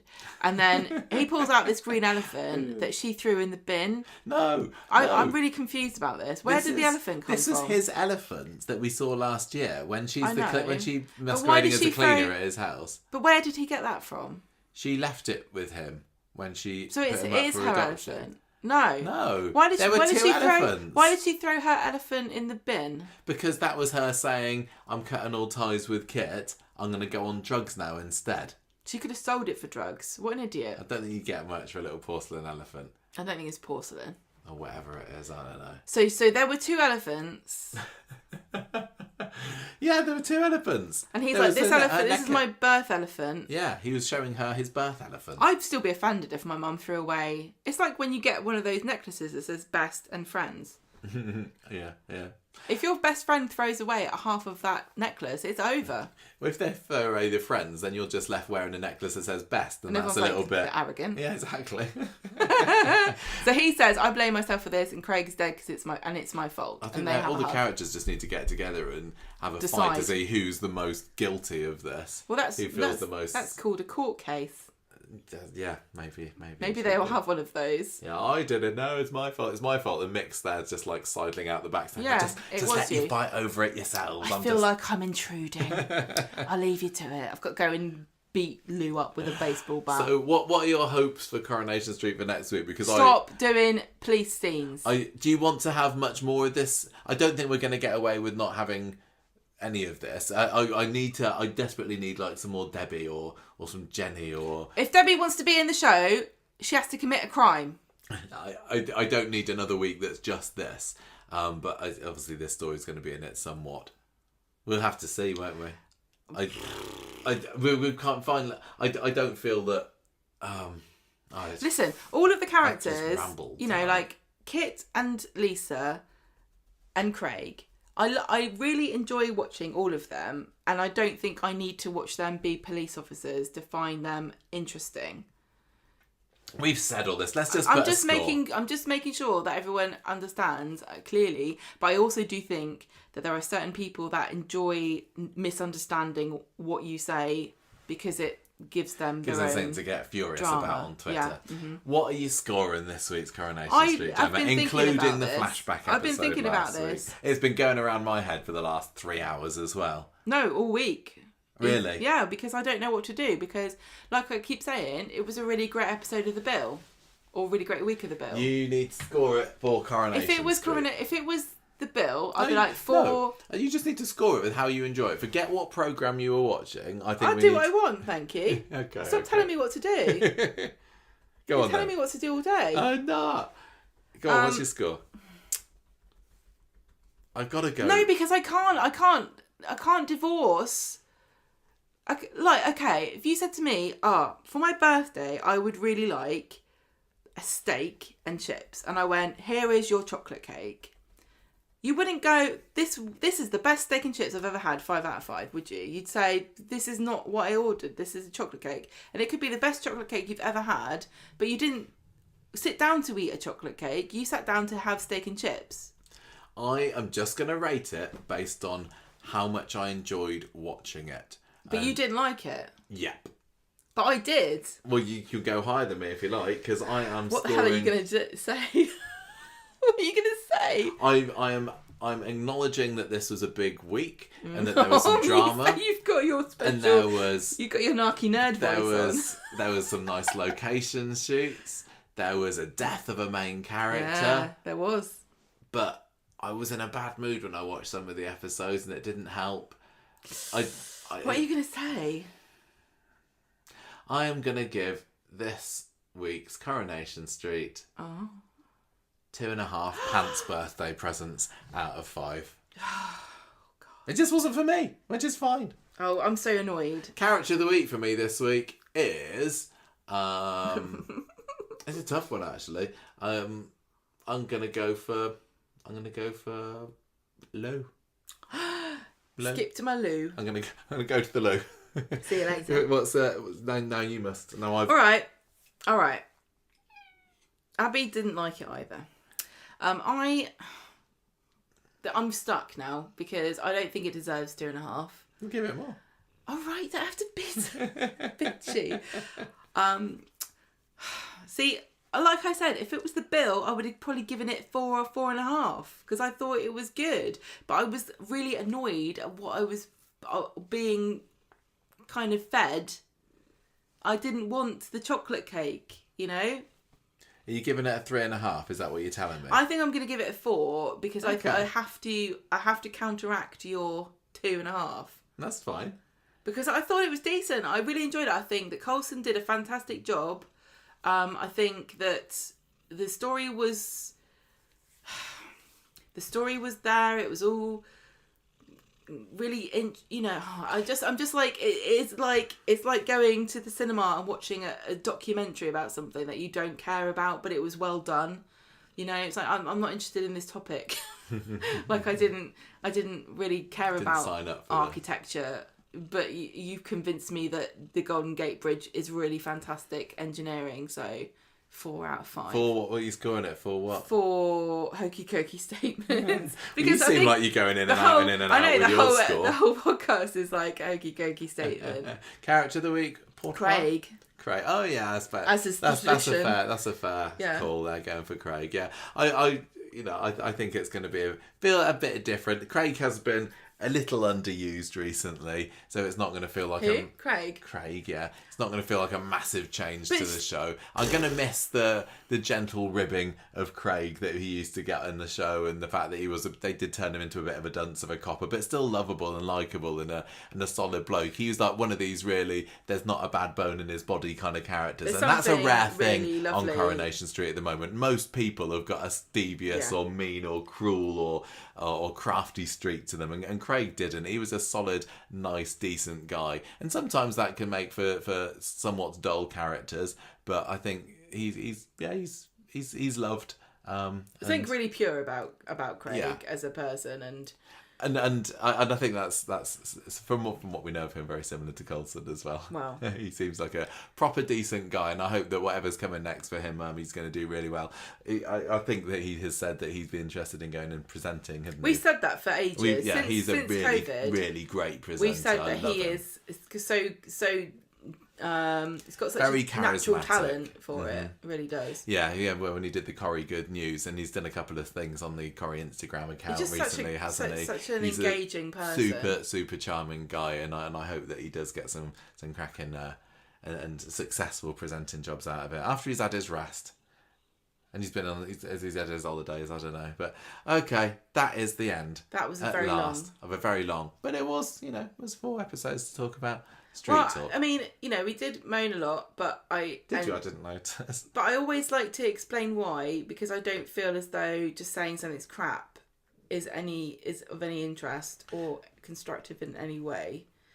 I hope that we haven't ruined anybody's fun by yes, that's what I don't want to do that, because pouring cold water over really, the league. The worst thing that happens is like you watch a film or something and you're like, oh, that was brilliant, and then you go on like Reddit or something and you look it up and you read this like diatribe of everybody thought it was the worst thing they'd ever seen. I'm really interested to know what people thought we thought of it. I've got no idea. I've not seen anybody speculate, what's Michael... Yeah, I'd really like to know that, actually. If you were surprised by our reactions to this, or if our reactions are exactly what you thought we'd think of it, I'd really like to know that, actually, because I know people will often say they watch an episode of Corrie and thinking, I think Michael will like this, or Gemma's really going to hate this, or whatever. But this week, tell us what you thought and what you thought that we thought. They did something different. They took some risks. And I think for some people, they definitely paid off. Yeah. So For sure.